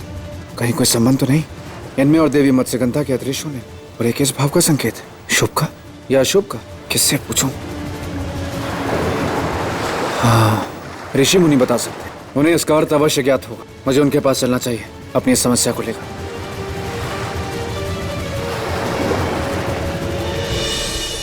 भगवान विष्णु के कर कमलों में सदा पाए जाने वाले दक्षिण मुखी शंख गए तो कहां गए, क्यों गए? कारण किसी को ज्ञात नहीं। मुझे ज्ञात है ऋषिगण। कौन हो तुम वत्स? प्रणाम ऋषिगण, मैं राजा भोज हूं। पर तुम्हें कैसे पता सारे शंखों के बारे में? क्योंकि मैंने उन्हें जाते हुए देखा है। कहां? समुद्र में। समुद्र में?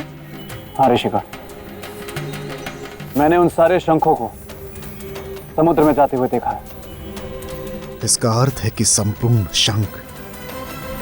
शंख लोक वापस चले गए।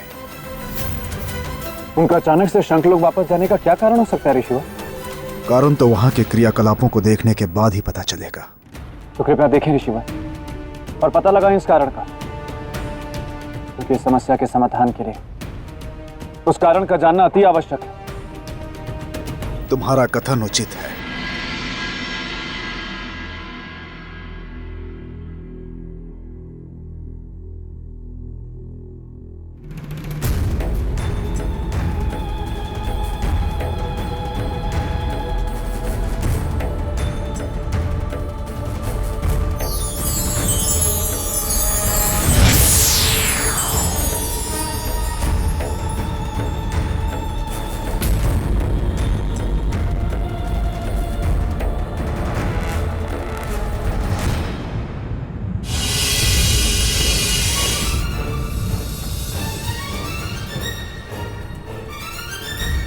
किसने बुलाया हमें यहाँ पे?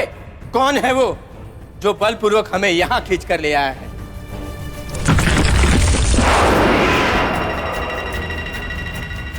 मैं लाया हूं तुम लोगों को यहां अपनी आसुरी शक्ति से खींचकर। कौन हो तुम? देता हूं परिचय।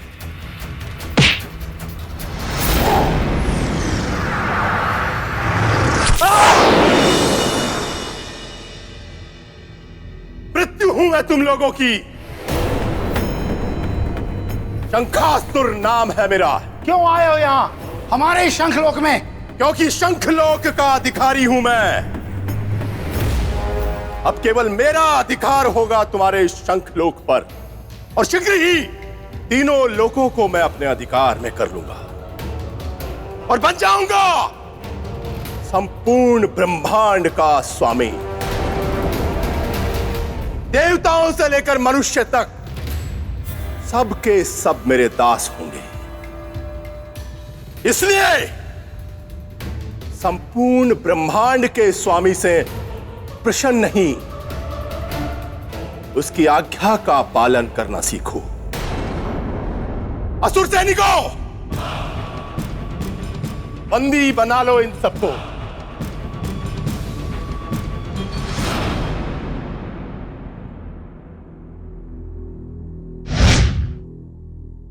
ऋषिवर, ये तो घोर अत्याचार है। शंखासुर ने तो शंखलोक पर अपना अधिकार जमा लिया और धर्म पर भी अपना अधिकार जमा लिया, और देवी मत्स्यगंधा का भी जीवन संकट में है। मत्स्यगंधा का जीवन? हाँ ऋषिवर, जब तांत्रिक ने सामंत को देवी मत्स्यगंधा का आंसू लाने को कहा, तब देवी मत्स्यगंधा ने सामंत को श्राप दे दिया, और तब तांत्रिक के क्रोध से बचने के लिए दक्षिण मुखी शंख ने उन्हें अपने अंदर संभाल लिया। इसलिए मुझे पूर्ण विश्वास है ऋषिवर, ये देवी मत्स्यगंधा भी दक्षिण मुखी शंख के साथ ही हूं। धर्म और जीवन को हानि पहुंचाना तो असुरों का स्वभाव होता है, किंतु हमें इस अधर्म को साथ मिलकर रोकना होगा ऋषिवर, नहीं तो बहुत बड़ी हानि हो जाएगी। ना सोना बने लोगों का जीवन बचेगा और न धर्म और पवित्रता के प्रतीक शंखों का। आपका विचार उत्तम है वत्स, किंतु समस्या यह है कि उसे रोका कैसे जाए, क्योंकि वो यहां नहीं है, शंखलोक में है। तो क्या हुआ ऋषिवर, मैं जाऊंगा शंखलोक, मैं रोकूंगा उससे। परंतु कैसे जाओगे शंखलोक?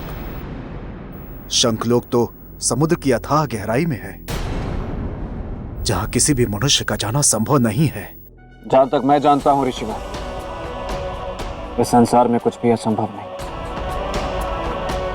बस अपने लक्ष्य को पाने की सच्ची लगन होनी चाहिए, और यदि मनुष्य निस्वार्थ भावना और सच्चे लगन से अपने लक्ष्य की ओर काम करता है, तो सारी सृष्टि भी उसकी सहायता में लग जाती। तुम्हारा यह संकल्प देखकर यह सिद्ध हो रहा है कि सफलता तुम्हारी निश्चित ही दासी होगी। यदि आपको ऐसा लगता है ऋषिवर, तो कृपा करके मुझे मार्ग दिखाएं। शंखलोक जाने का एक ही उपाय है, जलकुंभी विद्या को सीखना। बिना जलकुंभी विद्या को सीखे कोई भी मनुष्य शंखलोक नहीं जा सकता। तो मैं सीखूंगा ऋषिवर, धर्म की रक्षा के लिए और अपने वचन की रक्षा करने के लिए मैं जलकुंभी विद्या अवश्य सीखूंगा।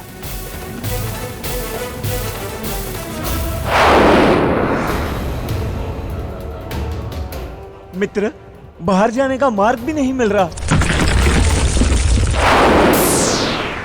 और अब मिलेगा भी नहीं। तुम सब यहीं मेरे बंदी बनकर रहोगे सदा सदा के लिए। और धीरे धीरे मैं तुम सबको नष्ट करूंगा और अकेला इस शंखलोक का अधिकारी बन जाऊंगा। राज करूंगा मैं इस शंखलोक पर अकेला स्वामी बनकर। राजन! मान बेताल, आप यहाँ? हाँ राजन, मैं। और देखिए मुझे घबराहट के कारण कितनी कपकपी हो रही है। आप तो कांपते हुए दिख नहीं रहे। कपकपी अंदरूनी है ना, इसीलिए आपको दिखाई नहीं पड़ रही, पर हो रही है। पर आपकी घबराहट का कारण क्या है? आपकी वजह से मैं चिंतित हूँ। मेरी वजह से? राजन, आप जिस कार्य को करने के लिए जा रहे हैं ना, उससे आप बहुत बड़ी मुसीबत में फंस सकते हैं।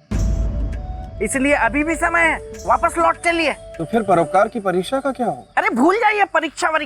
और सिंहासन? भूल जाइए सिंहासन। और श्रीमान बेताल आप? अरे भूल जाइए बेताल।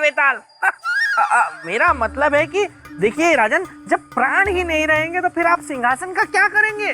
नहीं श्रीमान बेताल, जिस परोपकार को करने का बीड़ा मैंने उठाया, जब तक उसे पूरा नहीं कर लेता तब तक मैं वापस नहीं जाऊंगा। अच्छा, मुझे अनुमति दीजिए। जय महाकाल। लेकिन बहुत ही जिद्दी है राजन, महाहठी। लेकिन मैं भी कम नहीं हूँ। ये डाल तो मैं पात। मैं भी देखता हूँ मेरे होते ये कैसे पहुँचते हैं सिंहासन तक। तुम जिस विद्या को सीखने के लिए इतने आतुर हो, वह विद्या कितनी दुर्लभ है। उस विद्या की दुर्लभता ही है कि अब तक इस सृष्टि में उस विद्या को केवल 2 ही व्यक्ति सीख पाए हैं। ऋषिवर, चाहे यह विद्या कितनी भी दुर्लभ क्यों ना हो, इसे मैं सीखूंगा अवश्य। लेकिन इस महान विद्या को सीखने से पहले मैं उन 2 महान विभूतियों का नाम जानना चाहूंगा जो ये विद्या जानते थे, ताकि इस ज्ञान की प्रक्रिया को प्रारंभ करने से पहले उन्हें नमन कर सकूं, उनका आशीर्वाद ले सकूं। कृपया मुझे उनका नाम बताएं ऋषि। राजन, एक तो लंकापति रावण और दूसरा दुर्योधन। दुर्योधन इस विद्या को जानने के कारण ही महाभारत के युद्ध के अंतिम दिन तालाब के जल के अंदर छिप गया था। उन 2 महान ज्ञानियों को मेरा नमन। हाँ वत्स, एक बात और जिसके बारे में मैं विशेष रूप से तुमसे उल्लेख करना चाहता हूं। क्या गुरुदेव? इस विद्या को सीखने की कुछ शर्तें हैं। बताइए। यदि कोई भी व्यक्ति इस विद्या को सीखना चाहता है तो उसके अंदर तनिक भी स्वार्थ की भावना ना हो और परोपकार की भावना से वो ओतप्रोत हो। यदि इन दोनों में से किसी में भी थोड़ी भी कमी हुई तो उसका जीवन संकट में पड़ सकता है। ऋषिवर, यदि किसी के प्राणों की रक्षा करने के लिए मुझे अपने प्राण भी गंवाने पड़े, मुझे तनिक भी चिंता नहीं। और रही निस्वार्थ परोपकार की भावना की बात, तो उसका प्रमाण मेरे कर्म देंगे, मेरी वाणी में। अब जलकुंभी विद्या सिखाने की तैयारी कीजिए।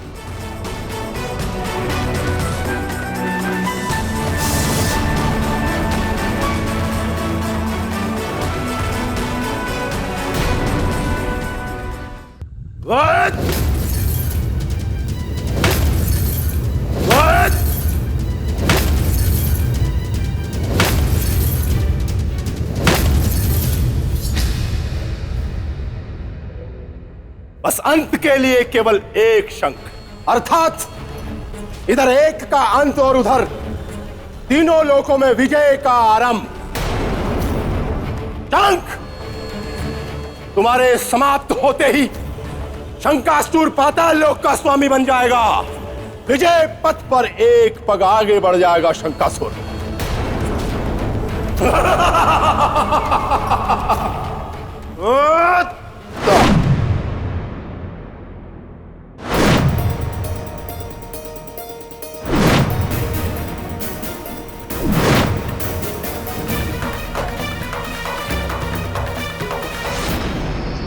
मैं तुम्हें इस विद्या के बारे में विशेष रूप से समझाऊंगा।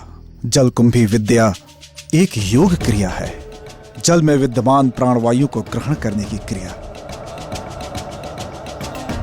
इस क्रिया से तुम्हें अपने मस्तिष्क को इतना जागृत और सचेत करना है कि तुम्हारा आदेश पाते ही जल में विद्यमान केवल प्राणवायु को ग्रहण करना शुरू कर दे। इसीलिए ध्यान को एकाग्रचित रखना अनिवार्य है। और उसके बाद ऋषि? उसके बाद तुम्हें स्वयं इस बात की अनुभूति होगी कि तुम्हारे मस्तिष्क की समस्त शक्तियां एकत्रित होकर तुम्हारे आदेश का पालन कर रही हैं और तुम प्राणवायु को ग्रहण करने में सफल हो रहे हो। एक बात का ध्यान रहे, तुम्हारा आदेश जितना ही दृढ़ होगा, तुम्हारी आज्ञा का पालन उतना ही शीघ्र होगा। इसलिए अपने ध्यान को एकाग्रचित करना अति आवश्यक है। समझ गया ऋषिवर, जैसा आपने कहा है वैसा ही होगा। तो ठीक है, जल में प्रवेश करो।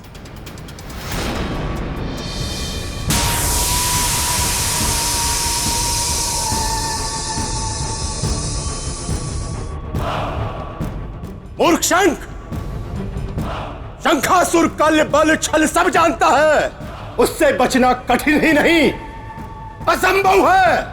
अब देख मैं तेरी कैसी दुर्गति करता हूं। शंखासुर, शंखासुर, शंखासुर,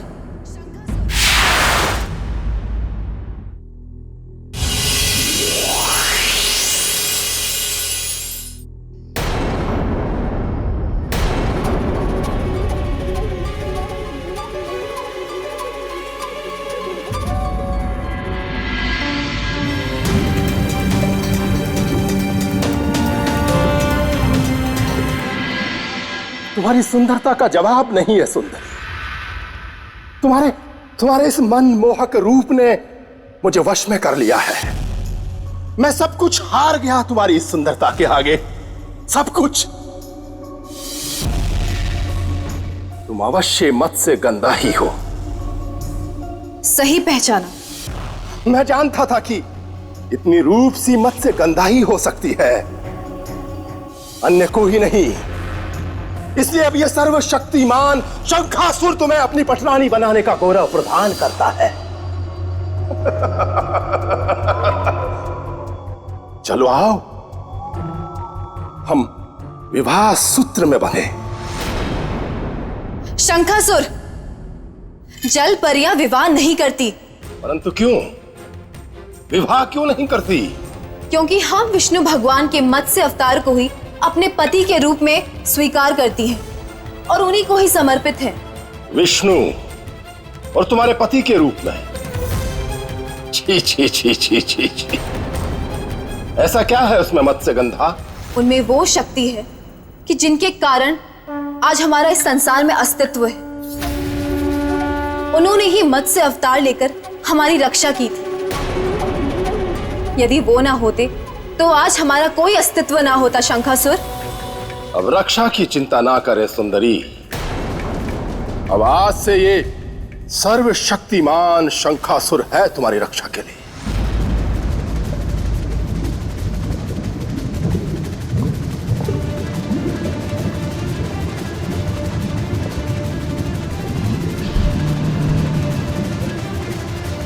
वत्स, इस विद्या को सीखने के लिए मेरे बताए निर्देशों के अनुसार इस योग को केंद्रित होकर साधना।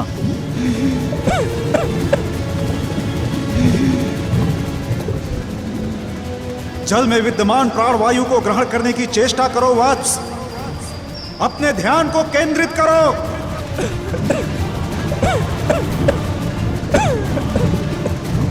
ध्यान को अन्यत्र भटकने मत दो। यूं समझो तुम जल के अंदर नहीं हो।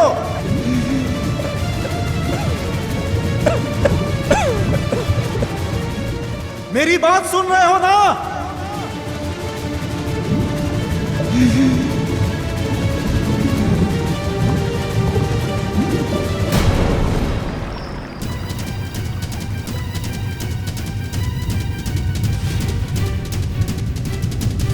चलो आ सुंदरी। कोमल कलाई को शंखासुर की पकड़ से छुड़ाने का तुम्हारा प्रयास विफल है।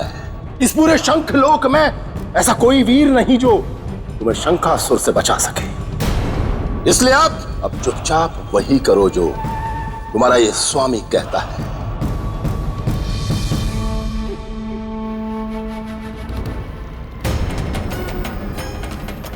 नहीं, ऐसा नहीं हो सकता है। ऐसे परोपकारी राजा भोज के जीवन का अंत नहीं हो सकता। मैं उसके निकट जाऊंगा।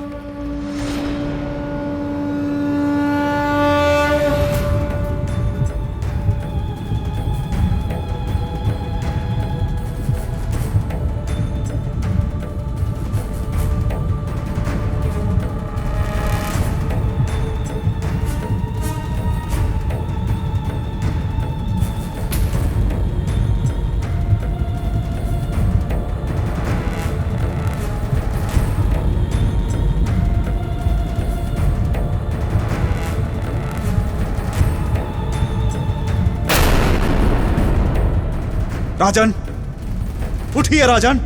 राजन, यदि तुम नहीं उठे तो इन पवित्र शंखों का क्या होगा? शंखासुर से इन पवित्र शंखों के जीवन को कौन बचाएगा? आपका संकल्प विफल नहीं हो सकता। आपको उठना ही होगा। राजन, उठो राजन। ये तुम्हारे गुरु ऋषि ज्ञानेश्वर का आदेश है। राजन, राजन उठो, उठो।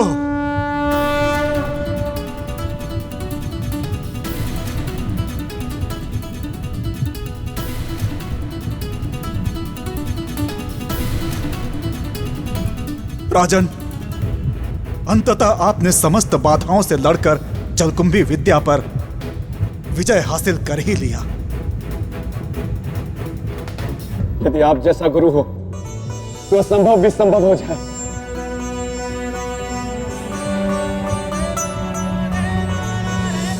आपका शत शत नमन। वाह राजन वाह, मान गया मैं आपको। आखिरकार आपने जलकुंभी विद्या सीख कर जल लोक में प्रवेश पा ही लिया। मत्स्यगंधा, अब तुम्हारे पास कोई विकल्प नहीं है सिवाय इसके कि मुझसे हंसी खुशी विवाह कर लो। मैं तुझसे कभी विवाह नहीं करूंगी। मत्स्यगंधा,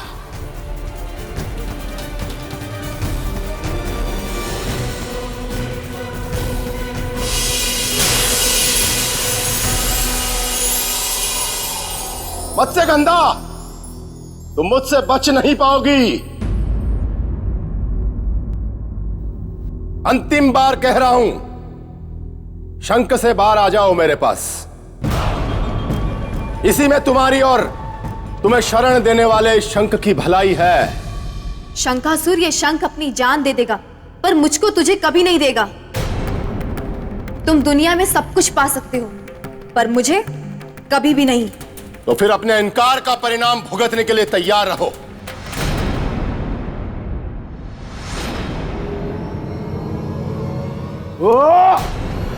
आप रुक क्यों गए?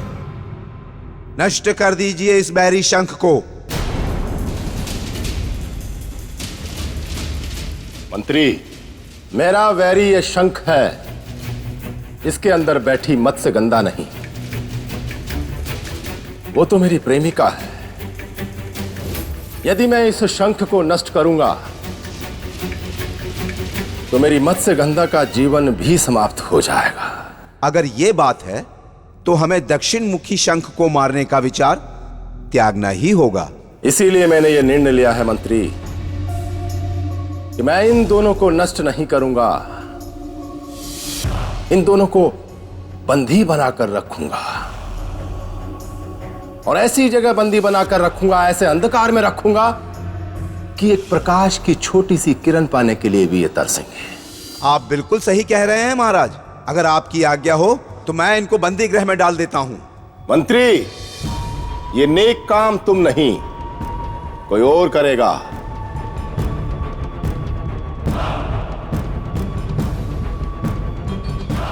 हे शंखलोक की कंदराओं में बसने वाले अंधकासुर, प्रकट हो, प्रकट हो, प्रकट हो। अंधकासुर उपस्थित है महाराज, आदेश करें। अंधकासुर, इस शंख को ले जाओ और अपने गहन अंधकार के बंदी गृह में कैद कर रखो। तब तक कैद करके रखो जब तक इसमें छुपी मत्स्य गंधा अपनी इच्छा से बाहर आकर मुझसे विवाह करने के लिए हां न कह दे। ले जाओ इसे, ले जाओ इसे, ले जाओ इसे। आपका कोटि कोटि धन्यवाद कि आपने जलकुंभी विद्या सिखाकर मुझे इस योग्य बनाया कि मैं शंखलोक में प्रवेश कर सकूं, उसके रहस्यों को जान सकूं, उसके भेदों को जान सकूं और शंखासुर के आतंक से सारे शंखों को और देवी मत्स्यगंधा को बचा सकूं। अब मुझे आज्ञा दो। राजन, शंखलोक जाने से पहले शंखासुर के सच को जानना अनिवार्य है। क्या इतना सच जान लेना पर्याप्त नहीं कि वो एक असुर है, एक अधर्मी है? राजन, इतना ही जानना पर्याप्त नहीं है। उसके शंखों को नष्ट करने की भावना के सच को जानना अति आवश्यक है। वो शंखों को नष्ट क्यों करना चाहता है ऋषिवर? इसलिए नष्ट करना चाहता है कि इन शंखों की शंख ध्वनि से उसकी मृत्यु निश्चित है। ऐसा उसे श्राप मिला है। शंखों की ध्वनि से मृत्यु? हाँ राजन, दक्षिणामुखी शंख के शंखनाद से। और श्राप का कारण?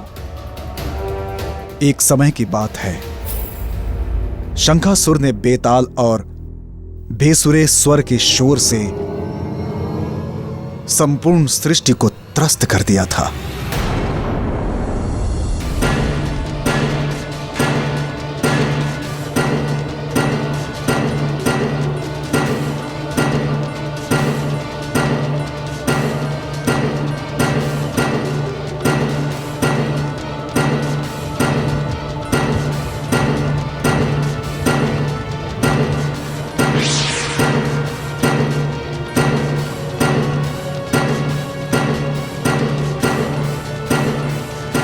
देवराज इंद्र, ये शोर बंद करवाइए।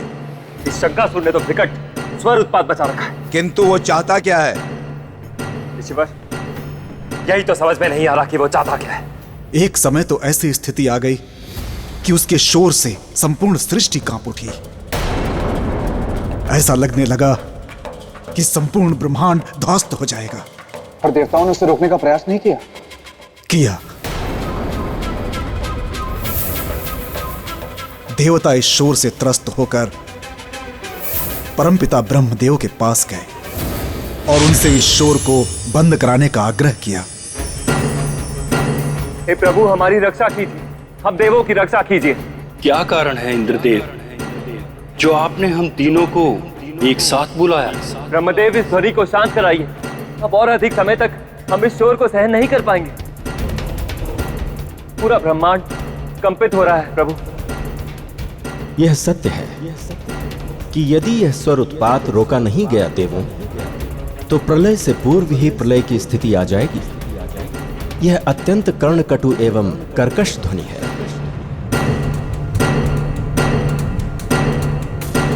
जब हम देवों की ये स्थिति, ये ध्वनि हमसे नहीं सहन हो पा रही है, तो सोचिए पृथ्वी लोक के वासियों की क्या स्थिति होगी।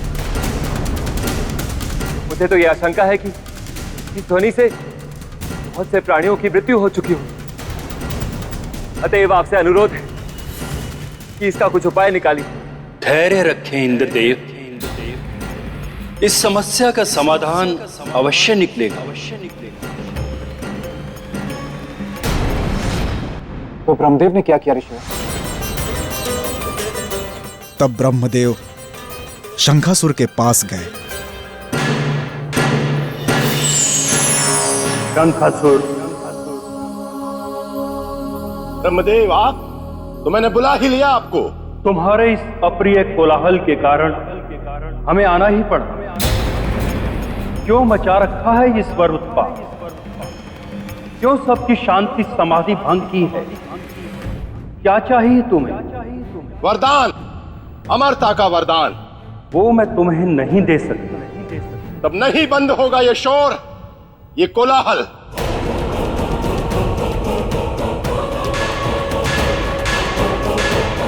शंखासुर, इस सृष्टि में कुछ भी अमर नहीं है, सब कुछ नाशवान है।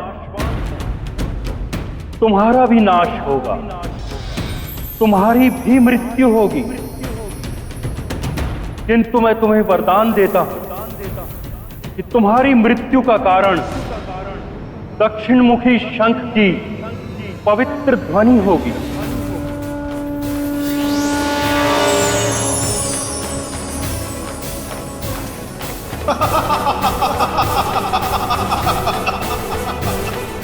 ब्रह्मदेव, यदि दक्षिणमुखी शंख की ध्वनि मेरी मृत्यु का कारण है, तो इस संसार से मैं उस कारण को ही मिटा दूंगा। ना होंगे शंख, ना होगी उनकी ध्वनि, और ना ही मेरी मृत्यु। और तब सदा सदा के लिए मैं अमर हो जाऊंगा, अमर हो जाऊंगा। राजन, संसार में पहली बार ऐसा हुआ था कि किसी के बिना तपस्या किए हुए वरदान प्राप्त हुआ था। किंतु ऋषिदेव, अधर्मी को मिला वरदान ना तो स्थायी होता है ना दीर्घायु, और यह वरदान शंखासुर की अधिक दिन तक रक्षा नहीं कर पाएगा। आपका कथन सत्य है राजन। धर्म के मार्ग पर अधर्म केवल विघ्न उत्पन्न कर सकता है, धर्म पर राज नहीं। राज तो केवल धर्म ही करेगा। विजय पताका तो केवल धर्म का ही लहराएगा। आपके आशीर्वाद से शंखासुर के साथ भी ऐसा ही होगा। अच्छा, अब मुझे आज्ञा दो। विजयी भव। जय महाकाल।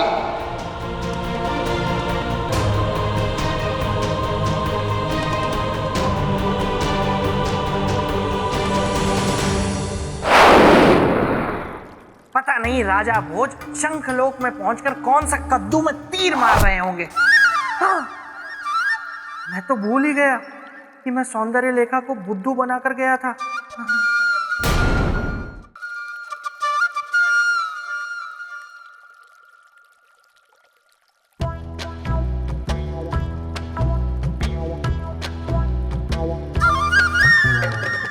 बेताल, कुछ भी हो, ये बेतालनी प्रेम तुमसे बहुत करती है।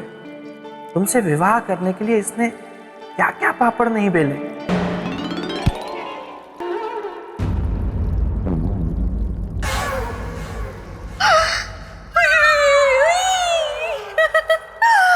बेताल, बेताल, बेताल, ये देखो पेड़ से टपका आम। मैंने मेरे पलकों को दिया नहीं विश्राम। ये कैसे हो सकता है? मतलब सोने का आम? क्यों नहीं हो सकता? नहीं हो सकता। ऐसे कैसे बेताल? तुम्ही ने तो कहा था इस पेड़ से टपकेगा आम, इसीलिए तो मैंने मेरा जीवन किया तुम्हारे नाम।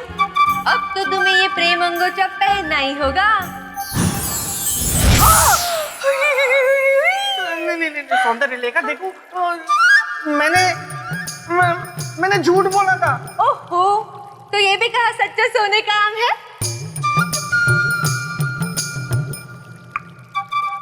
ओहो बेताल, इतना भी मत चौंको। तुमने मुझे बनाया बुद्धू समझ के मैं हूँ भोली, तो मैंने भी मेरे दिमाग की पोटली खोली और मेरे मन में आया एक विचार। मैंने सोचा क्यों ना बनाऊं मैं ही जादू से सोने का आप। तो इसका मतलब ये सब कुछ तुम्हारा किया धरा है? हाँ, अब तो तुमने ये प्रेम अंगोछा लिया है पहन, अगर इसे उतारा तो नहीं होगा सहन। अगले 6 महीनों के लिए तुम नेवला बन जाओगे और स्वयं नागराज तुमसे लड़ने आएंगे। तो बोलो, बनना है नेवला? हुई, हुई, हुई। ये तो मेरे तोते बना गई। नेवला बन के कैसा लगूंगा मैं? नहीं नहीं, परंतु पहली बार ये प्रेम अंगोछा पहनकर पता नहीं क्यों बुरा नहीं लग रहा है। मन में हिलोरे उठ रहे हैं। कहीं ये प्रेम तो नहीं, शायद प्रेम ही है। गोलू, मेरे प्यारे गोलू, गोलू मुझे दिखाओ कि राजा भोज शंखलोक में पहुंचकर क्या कर रहे हैं।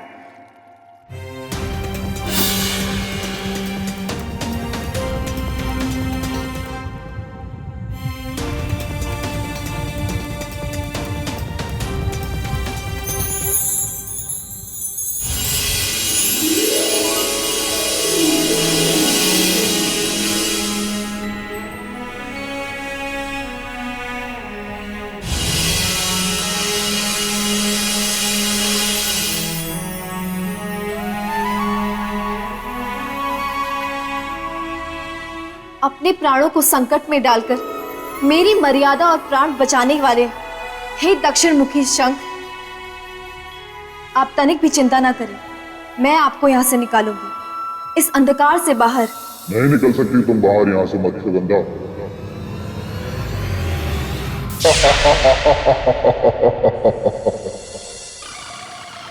कदापि नहीं निकल सकती, क्योंकि तुम मेरी बंदी हो।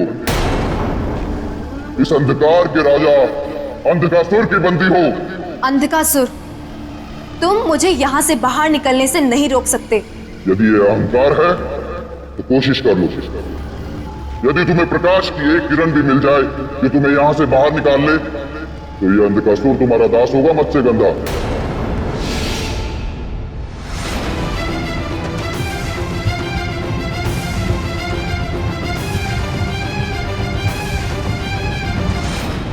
अंधकार का वातावरण बहुत ही भयावह होता है। यदि मन में साहस और विश्वास हो तो बाहरी अंधकार आपका कुछ नहीं बिगाड़ सकता।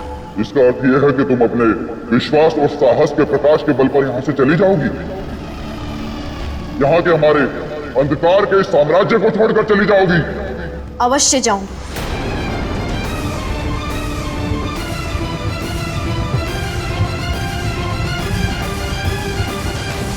मूर्ख सुंदरी, तुम्हारे पास बाहर निकलने का केवल एक ही मार्ग है, शंखासुर से विवाह। उस असुर से मैं कदापि विवाह नहीं करूंगी। फिर तुम मरोगी, इसी अंधकार में मरोगी। ना सृष्टि का प्रकाश देख पाओगी और ना ही अपने जीवन का प्रकाश।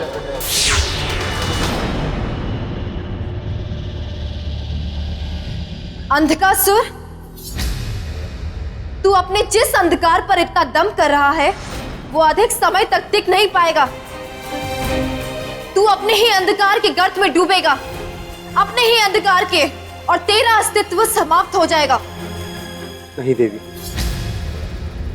अब यह अंधकार कभी समाप्त नहीं होगा, कभी नहीं। नहीं दक्षिण मुखी शंख, इसका अंत होगा, अवश्य होगा।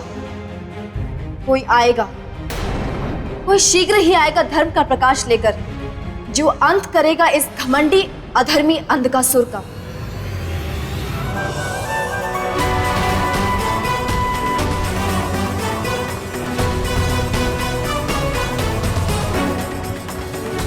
यही है शंखलोक। अब मुझे सबसे पहले उन शंखों को खोजना होगा जिन्हें शंखासुर ने बंदी बनाया। और कहाँ होंगे?